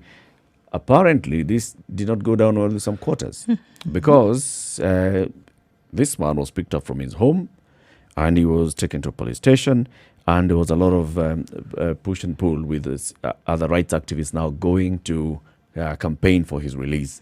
The man was eventually released. It's not yet clear exactly what feathers he had ruffled. Among the people who had gone there advocating his release is Wanjeri Ndero, who is also a human rights activist. Wanjeri Ndero is joining us on the line, and we're going to hear from Wanjeri what exactly is it that was the problem with Mutemi wa Kiama, and was it just because of the tweet, or was there something else? Was there some background information that they've been able to gather so far? Wanjeri, good morning. Good morning. Thank you very much for speaking to us, and welcome to the Situation Room. Asante sana for having me. So you spent your day yesterday, pushing for the release of Mwalimu Mutemi wa Kiama. Yes, I did. Actually, the struggle began the night before when he was abducted, because that was not a legal arrest. It was abduction. It was an abduction. Why do you call it an They abduction? did not have an arrest warrant. They did not have a search warrant. They went banging on his door at 8 p.m. at night, like he was this robber or Al-Shabaab or something to that effect, and insisted that he has to go with them. And he decided to go on Facebook Live, and he tagged some of us, and he demanded for them to show the arrest warrant, or to tell him at least the reason for why they're coming to pick him up, because they did identify themselves as DCI officers. Yep. So he asked them to put the arrest warrant or search warrant or whatever document, the legal document they had, under the door, so that he can read it and open the door for them. But what they did is they took like a metal rod, and using their sticks and the rods, they broke in and took him. All this was captured live on Facebook. And they grabbed his phone off him, switched it off. They handcuffed him, the back of his, put the hands on his back and handcuffed him very tight. He actually has wounds to show from the injuries from the handcuffs. Put him in this Subaru and sandwiched him in there, 5 people. There were 5 in total in the vehicle. And, started the usual drive around. So for a few hours, we didn't know where he was.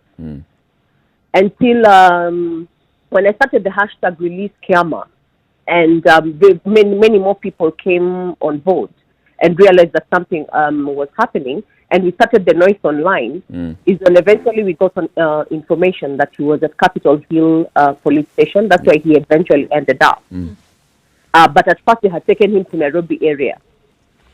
That's where they held him for a while. And then they took him to Capitol Hill police station, where now we went, 5 of us, me and a few other comrades, including the National Coalition of Human Rights Defenders Director, Commander Musheke from Kenya National Commission of Human Rights, Boniface Mwangi, and another colleague.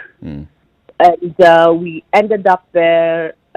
We left there maybe about midnight after having at least given him some food and some warm clothes. But by that time we were leaving him, they still hadn't told him what his crime was. And he kept asking, why did you arrest me? Why did you take me from my house forcefully, and you haven't told me what it is you've taken me for? Maybe when Jerry, let me just interrupt you here. Before we continue any further, for the for the benefit of everybody who's listening, just introduce us to Mutemi Wakema. We're trying to reach him, and unfortunately, he's not come online yet. But just introduce us to Mutemi Wakema. Who is he? What does he do? Right. Mutemi Wakema is a human rights activist who uses social media to agitate for change. So he's very vocal about matters governance. He's very passionate about the history of this country, the true history of this country. He's also very passionate about educating the masses about what their rights are.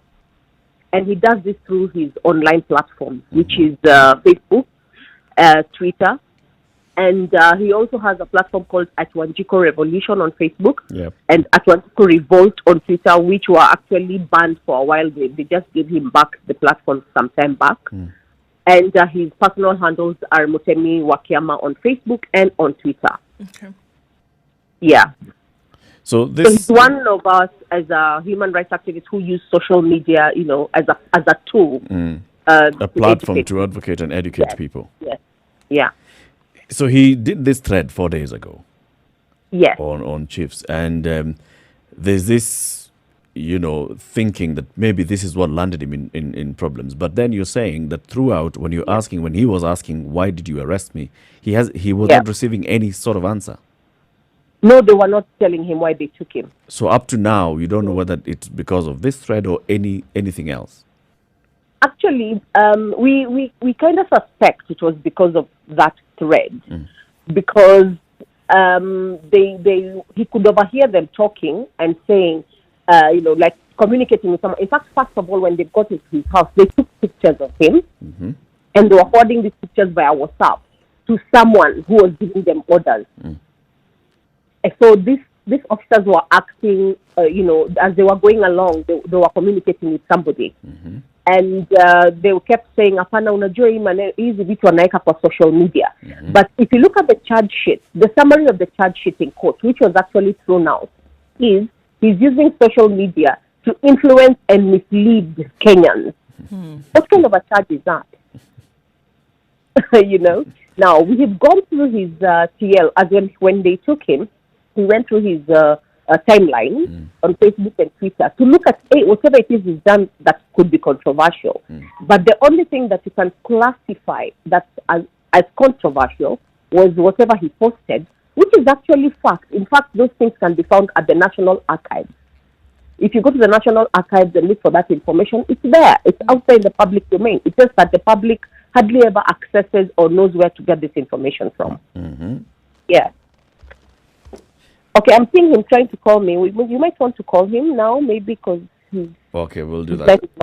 John, just try and call Mutemi now. Okay, John. So John is trying to call him as we continue this conversation. So he spent an entire day now going back and forth and getting him released, and the what you're hearing from the authorities and what you're seeing on the charge sheet is that he's using social media to incite. Not incite. Influence and influence. Mislead. Yes, to influence and mislead. And mislead. Yes. So when he was taken in the morning, after they removed him from Capitol Hill and brought him back to Nairobi area police station, where they were said they're going to have him do a statement and take his fingerprints. We were there for more than 4 hours. They didn't take the statement, neither did they take his fingerprints. Then they uprooted him and took him to Milimani court after coming up with this weird charge sheet. Milimani DPP, they looked at it and the courts were like, this is rubbish. We're not going to have this in our courtroom. And it was kicked out. So as the lawyers were still inside there finishing with the process, I was outside the court with him. These same officers came and picked him up, and put him in this vehicle. And I'm asking them, why are you taking him? Why are you taking him? And they're like, we're taking him back to Nairobi area. After they realized the case is not going to be taken up by Milimani. Yeah. So they took him, we followed them to Nairobi area. We asked them to produce Mutemi. They couldn't. So what they did is they took him, put him in a different Subaru car. It was like a movie, literally. The kind of wastage of our resources these officers, do to harass citizens is incredible. So they had the cars standing on standby so that they can switch in between. So we insisted on him being produced at Nairobi area. We were there for another 2 hours. Then they said, no, we've taken him to Kibera to court. So we all rushed again to Kibera. This time the number of people with us were more. And at least we had Martha Sarowa there representing him, Haron Dubi. So we had proper lawyers with us. We rushed back to Kibera. Getting to Kibera, he was not in Kibera. We spent about 40 minutes in Kibera waiting for him. Then they said, no, they haven't brought him, so he's back in Nairobi area. We drove back again, the entire team, to Nairobi area. Getting to Nairobi area, we insisted that we need to know where he has been taken. And we had left some activists at Kibera to scout for him because we knew they were trying to separate us so that they can start a court process without him having representation. That was actually their intention. And the activists at Kibera called us after we had left and said Mutemi Wakema had just been brought in. Right? So they put him in the parking lot and now try to organize the court quickly so that they can start this process. We are at Nairobi area. Nobody is representing him. He's alone with cops and the judicial officers at Kibera. It sounds like a very tiring job to do just because somebody has posted something on Twitter. Actually, Mutemi Wakema is now on the line. Mutemi, good morning. Good morning, everyone. Thanks for having me. Thank you very much for speaking to us, Mutemi. Pole sana for the ordeal that you underwent.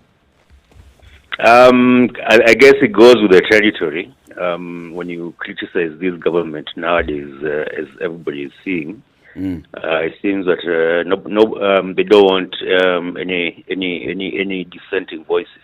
So you've already actually labeled yourself. You criticize the government.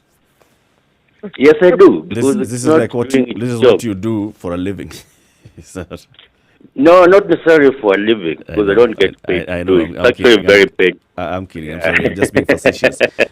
This is you do this passionately. You point out issues and areas of government that you want to highlight on your platforms. So in this particular thread that you wrote was about chiefs, the colonial era chiefs, and their descendants. But before this, Mutemi, had you run into trouble with the government on other occasions, and what about? Mostly what I've had are threats, usually from people, either calls or on inboxes and that kind of thing. So from maybe operatives or from supporters, and not the kind of thing that happened the last 2 days. That was the first time. Yeah. What we're looking at these occurrences of yesterday and the day before. What at the top of your mind do you think was the reason for all of this? This taking you from your home and the whole circus that happened after that. On the top of your mind, what do you think the reason was? So the blatant impunity points towards. So we've been telling Kenyans that this government disappears people, picks up people and people disappear. Remember from way back, Bogonko Bosire, then there was Morioki, who used to work at State House around the ICC cases and that kind of thing.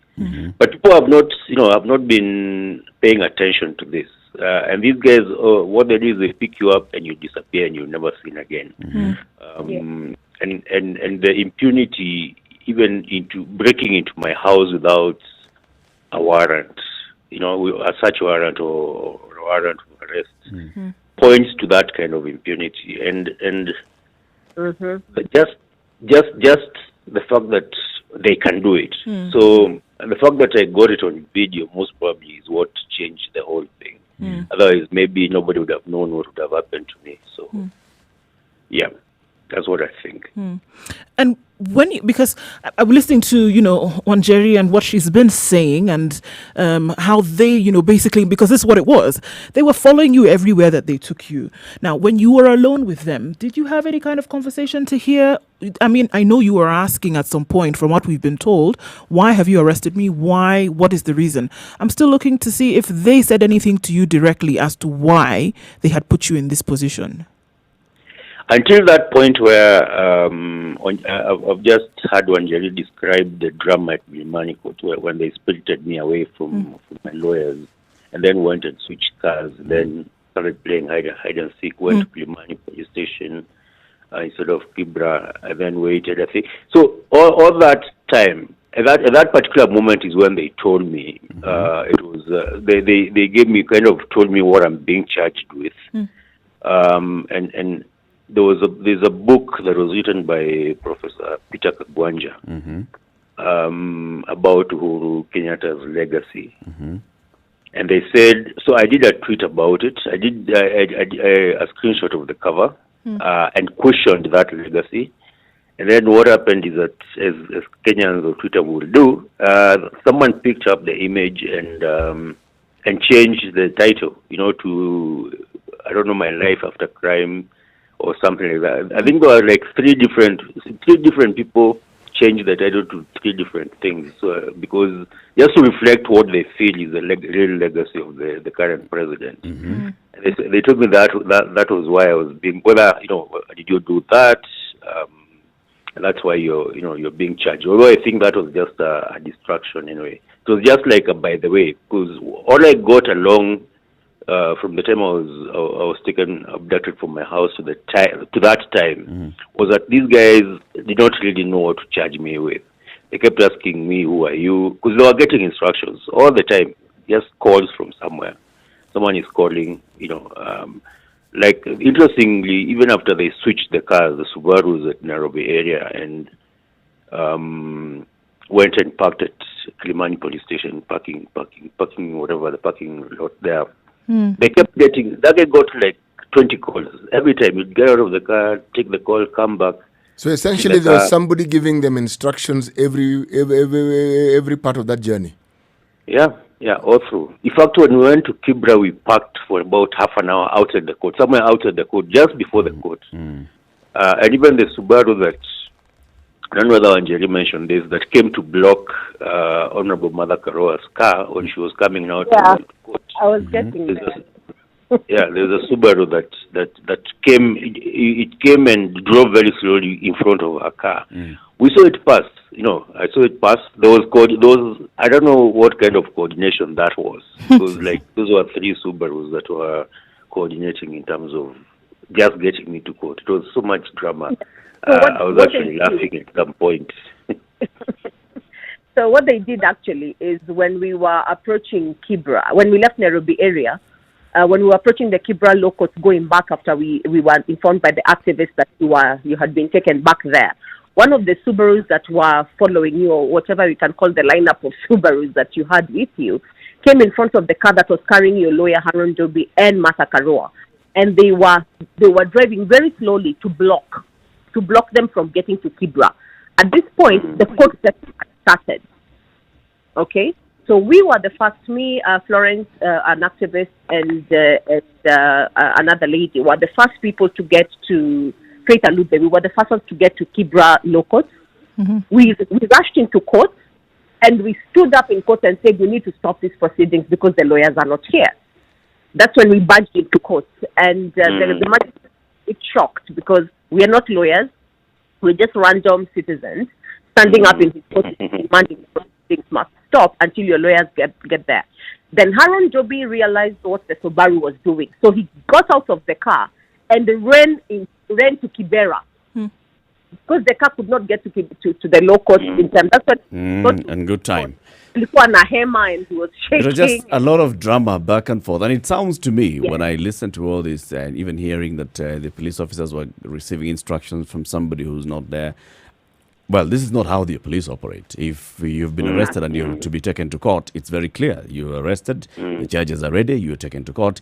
It sounds to me like it was just one of those, trying to teach you a lesson or something, just to get you somewhere. It may not also be that the officers were actually acting under the instructions of a senior police officer. Maybe not even.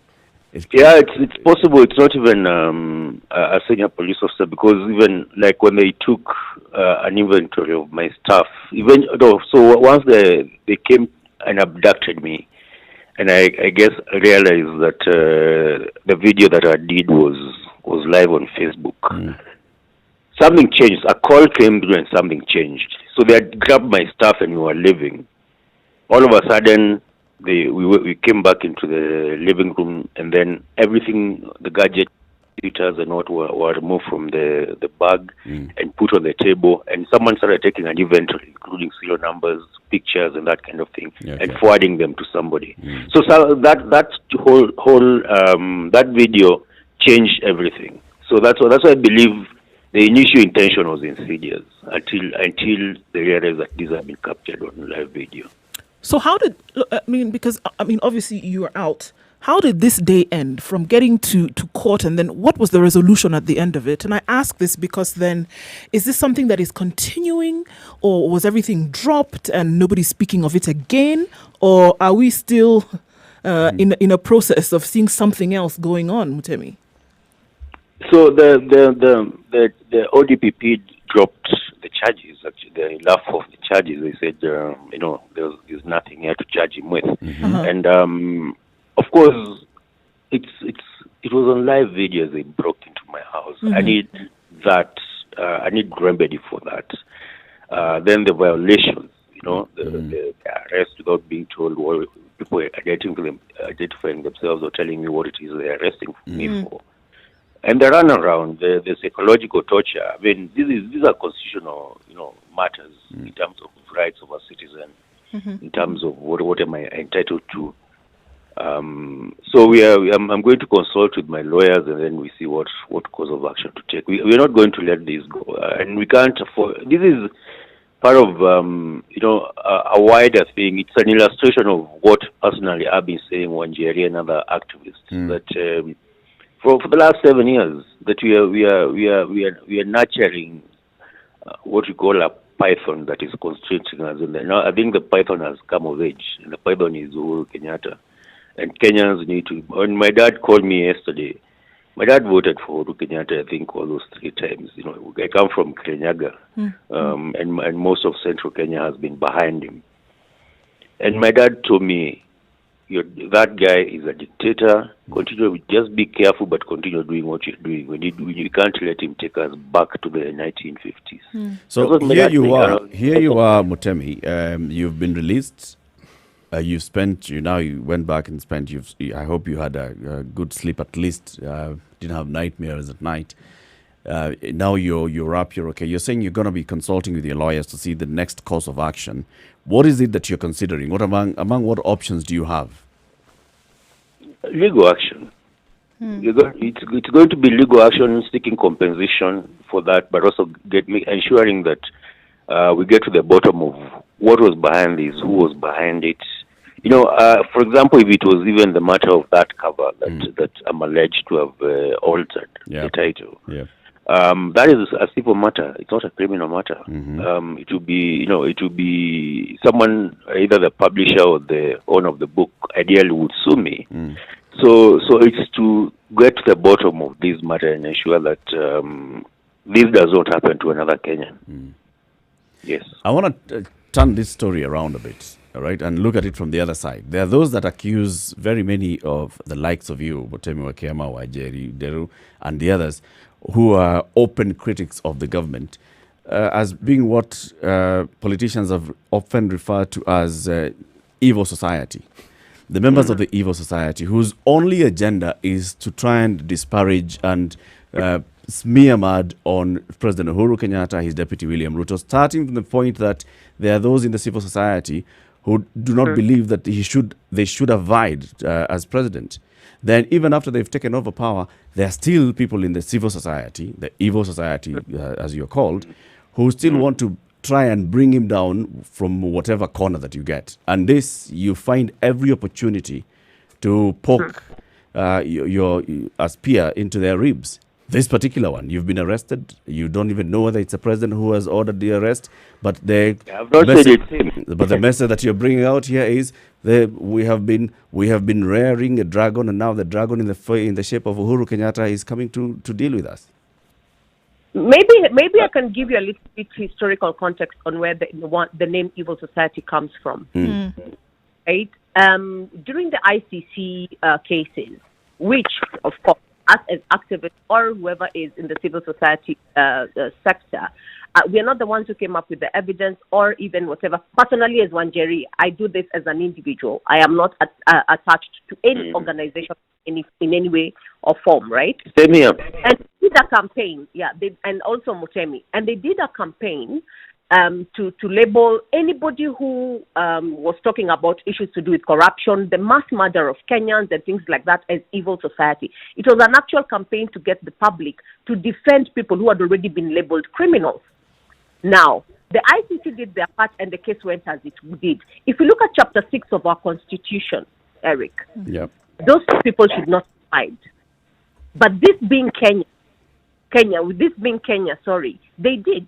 Now, we have no control over that, but I, as an individual, what is my responsibility to myself, my children, my country? My responsibility is to point out when I see something is going wrong. If I see corruption happening, I will point it out. Whether they call us society or not, we need to have individuals out there and even organizations that are standing up and saying this is wrong. Unfortunately, our civil society movement is dead. So even as much as they're calling people evil society, it is a dead space right now. The vibrancy that they had, the presence that we saw in the 90s, and coming back, even from the time of the multi-party democracy. How do you come to the conclusion that the civil society is dead? I have, because I can see it. The people who should be rising up and saying what is happening is wrong are silent. So it is being left to individuals like us who are also being targeted for speaking out. What happened to who are these people that are silent? Well, most civil society organizations that are organized, properly organized, and have the capacity to be able to drive the conversation about where the country should be led are silent. Okay? I am not going to mention names on air. They know themselves. We have spread the information that we are on air right now. Some of them are listening. They know themselves. And it is time that they also stood and backed us as individuals and also used whatever resources they had to educate the public. Wanjeri, if you can actually speak about the government, and this is what the government is doing and it's going wrong, just call out your fellow civil society organizers. But she's just done it. Say the organizations that you feel are letting the movement of keeping government to accountable. Just call them out. Say this particular organization, by my own understanding, it used to be active in this manner before Uhuru, and after Uhuru, it has not come out to raise issues. Why wouldn't you mention them? Uhuru, Eric, this is something that the civil society space has been going downhill for even before Uhuru Kenyatta. In fact, I from the time of Kibaki, when Kibaki got into power and appointed people who are supposed to, play an oversight role into his government. Yep. That's where it started going down. And to me, that was a very deliberate move because he did not want criticism at the time that, he was in power. And being a president, you can understand them doing things like that to be able to protect themselves. But the reason I am saying that we cannot all be labeled evil society just because the government has called us so is because I am giving another example of what has happened to Mutemi. Happened to Mildred Ati Owiso. She was removed from her house. Yes, because we were speaking about corruption in Nairobi County. And we have politicians who do what? Who use cops as individual mercenaries. Okay? We were summoned by the EACC. EACC is asking us, where did you get this information that you're posting online from? I'm like, but this is a public document. The Auditor General has said we have lost over 2.3 billion shillings in the last 2 years in Nairobi County. So as an activist, it is my duty to inform the public that this information that you, the media, and even other media spaces are not putting as headlines, this information exists. Why it's not in the public domain, I do not know, but here it is. And we used our platform to talk about it. The next thing we know, tunatafutwa. We are getting press. and maybe we need to demystify what an activist is. Yes. Because as you do that, Mutemi, maybe you can join to this in this case. And the question is then, if we go back to what Wanjeri said a few minutes ago, that people have gone silent. As you describe what an activist is and what they do, maybe you can shed some light then as to why civil society or the majority then actually have gone silent over the years. So just to go back to the evil society narrative, as Wanjeri described, that was a campaign. It was, first of all, to get people elected to office who ideally would never have been elected because of the crimes they had been accused of. Remember the narrative of guilty until proven, until you exhaust the option of appeal. Yes. That was something that came up around 2012. It had never been there. Because if you're accused of, and some civil society organizations went to court and they were slapped with costs. They lost the case and they were slapped with crazy costs. Some organizations were being charged costs of 100 million. So this kind of scared some of the members of I mean, if you have an organization and you fundraise to advocate for Kenyans, then you go to court on behalf of Kenyans, and then you're slapped with a punitive court cost of 100 million, which very few donors, if you're a donor-funded organization, are going to pay. So some of those organizations have been suffering for the last 7-8 years because of that.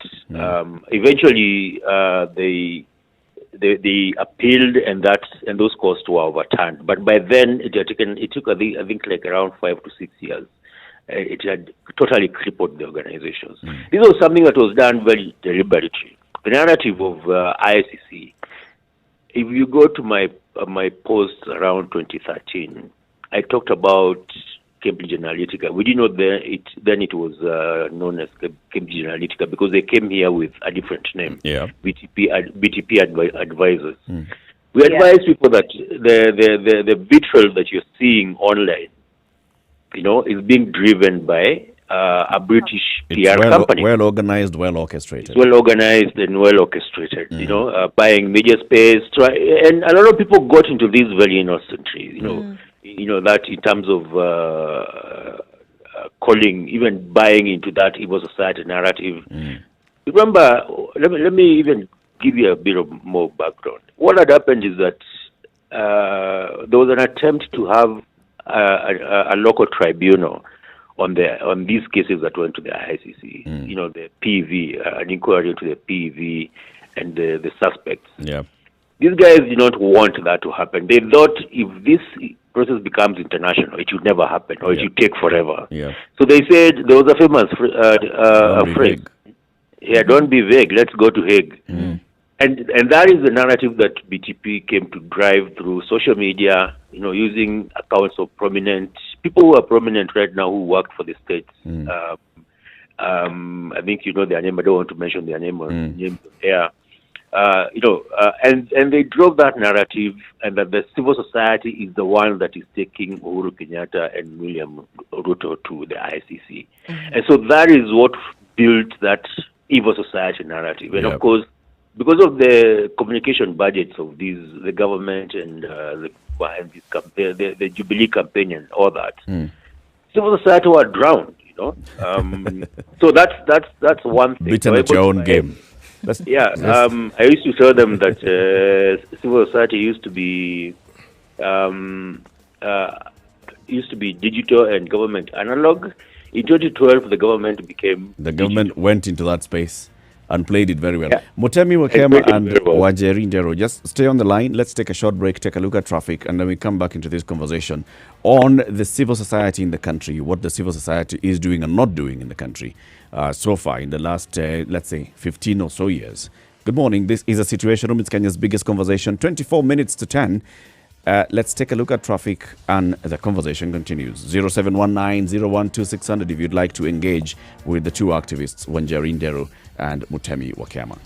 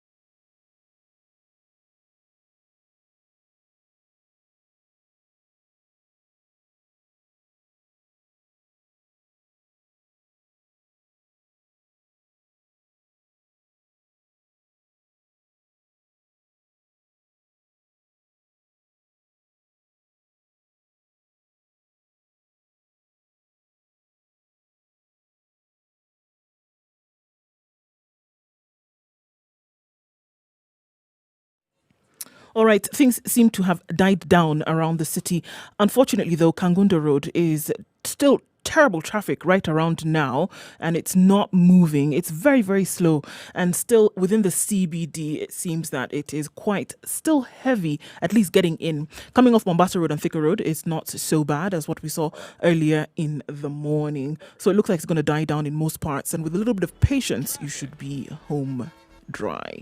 Okay, apart from that, it looks all right. Spice FMKE just in case, but it looks like we won't see traffic much more until the evening when everybody's going home.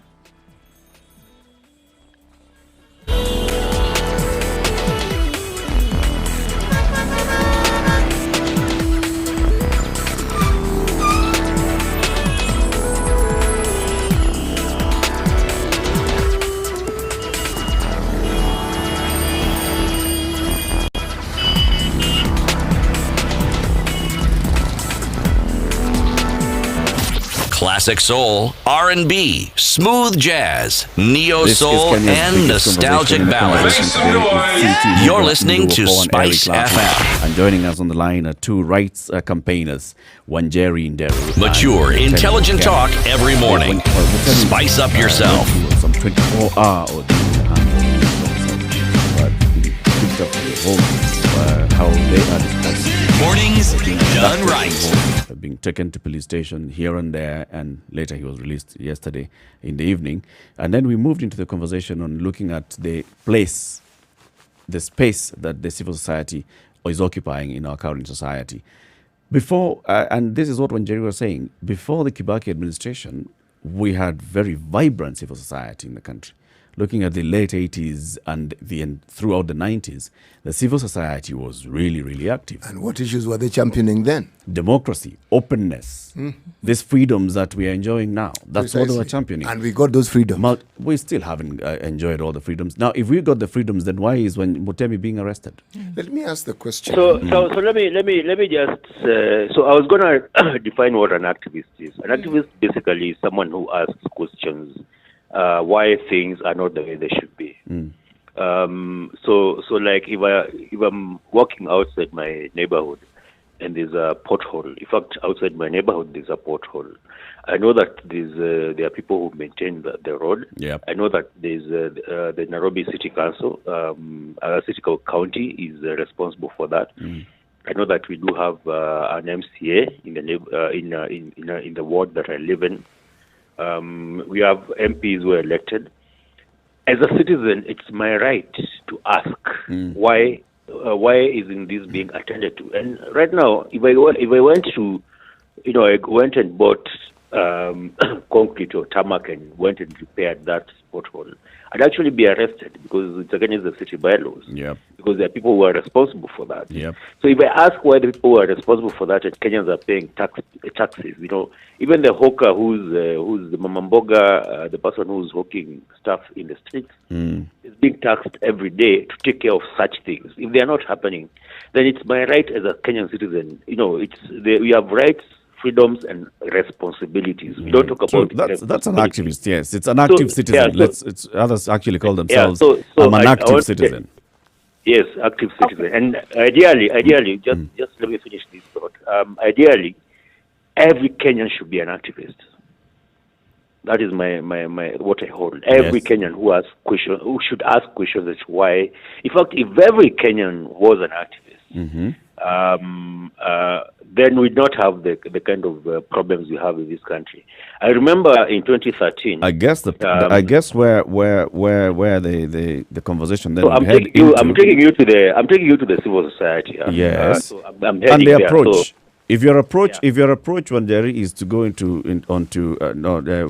Mutemi is to go onto social media and raise the issues, the language they use and the language that somebody else uses, that could be the difference in approach. If I choose to bring the neighbors together and I say, let's go to the chief or let's go to the MCA or let's go to City Hall and advocate for this road to be repaired, and a different approach of let's go and smear City Hall with feces, it's a different approach. So that's different activists, different approaches, Yes. and you're saying different tactics. Mostly what we do, Nyeri and I, is that we raise conscious around the issue, then other people take it up. Some of the time we take these things up. We organize, we bring citizens together, we petition, we go for a protest and that kind of thing. Yeah. And that is something every Kenyan should be doing. Yeah. So now going to civil society, what is civil society? Civil society is any space between that is not government and it is not business. Anytime people organize themselves to achieve a certain end, then they become civil society. For example, Chama is a civil society organization. As a union, a labor union, that is a civil society organization. Residents associations.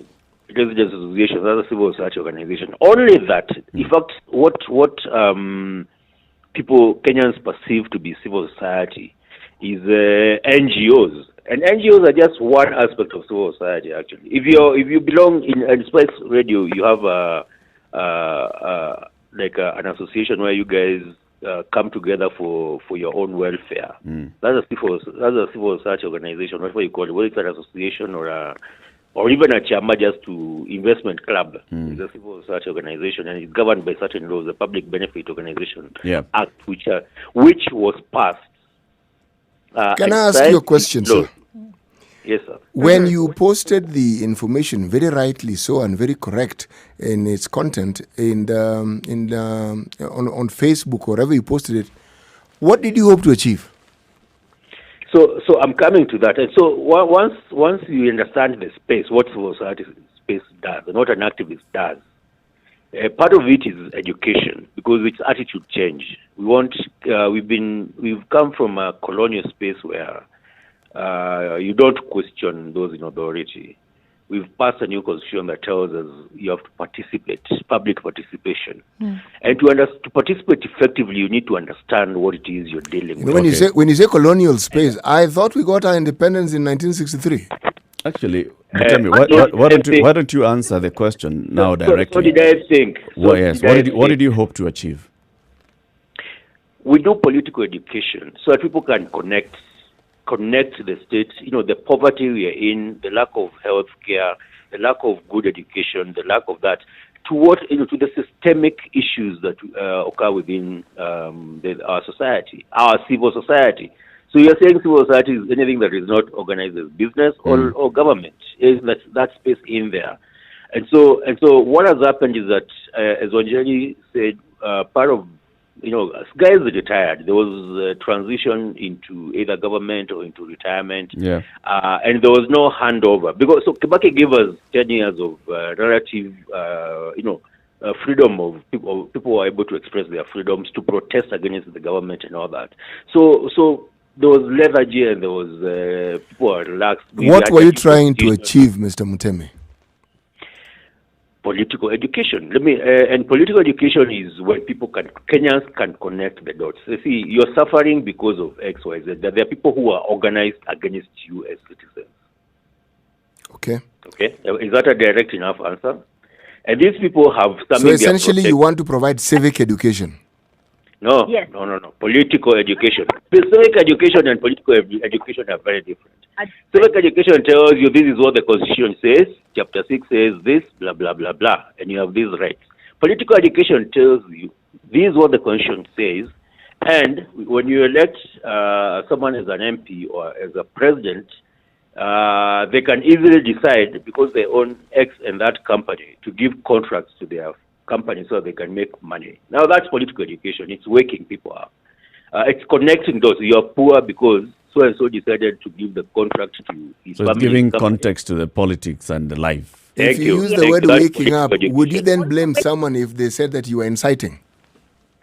I would not blame them, because they don't want Kenyans to wake up. But that's what we do with Nyeri and others. We wake people up, so that they know.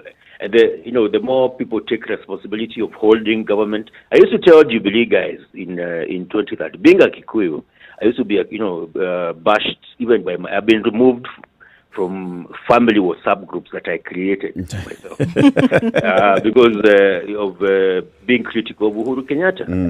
And I used to tell them, if you guys did your job as members of Jubilee to ensure that the people you elect to become MPs, MCA are doing, serving What you. they're supposed to do. Yeah, I would not be an activist. Raila Odinga then, I used to be called a Raila man. So Raila Odinga would retire and go to the Maldives and enjoy the sun. I mean, the man is 70-something. I mean, he's tired of it. So, at that time, right now I have issues with him. I didn't expect him to handshake with Uhuru. So I've beef with him on that. Although I still respect his contribution to our freedoms. We do have freedoms, which are the ones that are being clawed back. So by coming, Uhuru. if I want to get back to Nyeri and Just to add on to something that Motemi said, yes, the so-called evil society would not exist if the government was doing what it's supposed to do. Exactly. If they were not stealing all our money, literally, we would not be having donors coming into this country to boost our education system, our healthcare system. The drugs that we have in our in our public hospitals are funded drugs. yeah, The education reform that is happening. The education reform, exactly. Everything that seems to have some semblance of working, even if it is not working perfectly, it is all donor-driven. The government is the biggest recipient of donor funding. Why not? Because the money that we are giving them through our taxes is being shipped abroad into private accounts. Now, when the Kenyans... they are donating to other countries. About political education, we need to get Kenyans to a point where they connect. Why am I having to have private solutions to public problems? Why do I have to have a private guarding my home? Because we do not have security, because our security system doesn't work. Our own cops are the thugs. You got what I... If the government was doing what it's supposed to do, if the government was accountable, if the government was not, destroying even independent autonomous institutions, like look at what is happening with the Auditor General's office. After Ouko revealing to Kenyans how much money has disappeared, that space has now been left vacant because the government doesn't want to know how much money, doesn't want the people to know how much money they're stealing. I mean, how much money is enough for one person? When the Auditor General tells us 600 billion in Kenya shillings is stolen annually. Is unaccounted for. Is stolen annually, and now here we are hearing that they're borrowing 80 billion. The money they're stealing is less than what they're borrowing. What they need to borrow. Can I explain? Let me ask this question, because we are coming to we have done the billion story. As we're coming to the conclusion of the talk, when you said that what you feel now is the hitherto large civil society organizations have now become silenced by the system. Are you saying that there's space for new entrants into the system, into the space, and that's what you're coming to occupy? Are you saying that they did not have a strong enough backbone to stay the cause? No, it is not that they did not have a backbone. The civil society organizations that you're referring to are basically the NGOs, right? Because you've been given a description of what civil society really is. Now, what you're talking about is the NGO space. Now, the kind of attacks that this space and individuals within that space, and what happens with our government is when they come after you as an individual. And when they come after you as an individual, they come after you as an individual and your organization as an organization. See what they did with they removed over 800 NGOs from the NGO roster, claiming they're brilliant NGOs and things like that. That was an attack against the NGO space. Now, the kind of resources the government has, compared to the kind of resources the NGO space has, you cannot compare. It's like comparing, trying to poop with an elephant. You can't. They have the muscle to be able to destroy somebody. So they come after you individually and your organization individually. They cripple you. When they cripple you, all you're left to do, and that's the space that the government is putting us at. They want to keep us surviving to breathe, surviving to wake up every day and do you blame them? Every day, So the Jerry, do you know of any country on this planet where individuals are free and allowed to simply criticize the government as they see fit without consequences? Willy-nilly. Many countries. Like which ones? If you look at Europe, Just look at Europe, where right now, which countries are thriving in Europe. Mostly the Scandinavian countries. And Scandinavian countries have the best welfare, citizen welfare. And they've gotten there because of activists have stood up, got into politics, have laws passed that ensure that every citizen is taken care of. Active citizens. Was that without any pushback from the government? Pushback is expected. We're not saying we don't, pushback is always there, but it's not the kind of thing I want to do. Not being abducted, house broken into, being taken around, put in cells, being taken around in that kind of drama, wasting fuel. In fact, at some point, they were like, I was asking them, like, who's paying for all this? They were like, usijali gari kona mafuta, So I wanted to explain, before this show ends, I want to say, I want Kenyans who are listening to understand what a billion is, because we've a billion shillings, what it involves, it entails. If you spend 10,000 shillings a day, it will take you 273 years to finish 1 billion shillings. 273 years. So when you people, some of these figures Kenyans cannot even relate to. Do you think with the understanding, I know that, do you think with the understanding of this by Kenyans, because I think the first step that you're taking with, a lot of the things that you say openly, a lot of the activism that we see then appearing on new forms of media like social media, the first step then is understanding of what the situation is, if that's where we are going. What then would what then would break the camel's back to say that more people that are going to be involved in this movement, whether silently or otherwise? My dear, if most Kenyans earn 10,000 shillings a month, so you can imagine if 1 billion shillings you can spend 10,000 a day for 273 years. You die, your kids take over. I understand that, but what I'm saying now is what you're saying, because I think the frustration here is that there's a lot of silence around, agitation. And I understand that. And I'm saying that it's going to take something special for things to boil over and people to say we're also part of this and we can't take this anymore. I understand the numbers and all of that. But what then is it going to take then when people in this country have passed that point of now understanding and get to the doing? They need Kenyans need to okay. So Anjani, take this. Take it. Sorry. For me, change is a process. It is not something that's overnight. We have been in this country where we are always on a constant state of politicking. We are not allowed as citizens to even engage with issues because the government expected us of keeping us on toes with only political issues. Okay. Now, we and the Mamamboga, for instance, what we will be discussing, if they don't come up with they'll come up with referendum. The next thing, we are always in that constant: who is in power, who's going to be removed, who's going to come in. They never give Kenyans an opportunity to engage with what is where our real problems are, and our problems are we do not have food on our table. Now, this Corona thing, I'm thinking and I'm seeing it bringing a certain form of attitude among Kenyans when they've realized these people are really not our saviors. We are on our own. We are on a lockdown. We cannot feed our kids. We are not being given a solution for this lockdown. The government is unable to feed us, but they want us to stay home and stay alive. The government is actually leveraging Corona to get donor funds because it's broke. So Kenyans are becoming aware slowly. And I saw this when we planned the process Stop These Thieves in 2018. And we did it online and we said, guys, these people have become too much. Let's go to the street. And when we went to the street, and this is citizen-led, we did not have a single coin from donors. Okay? We actually contributed to even buy our own T-shirt. If you wanted that T-shirt, bought it yourself for 300 shillings.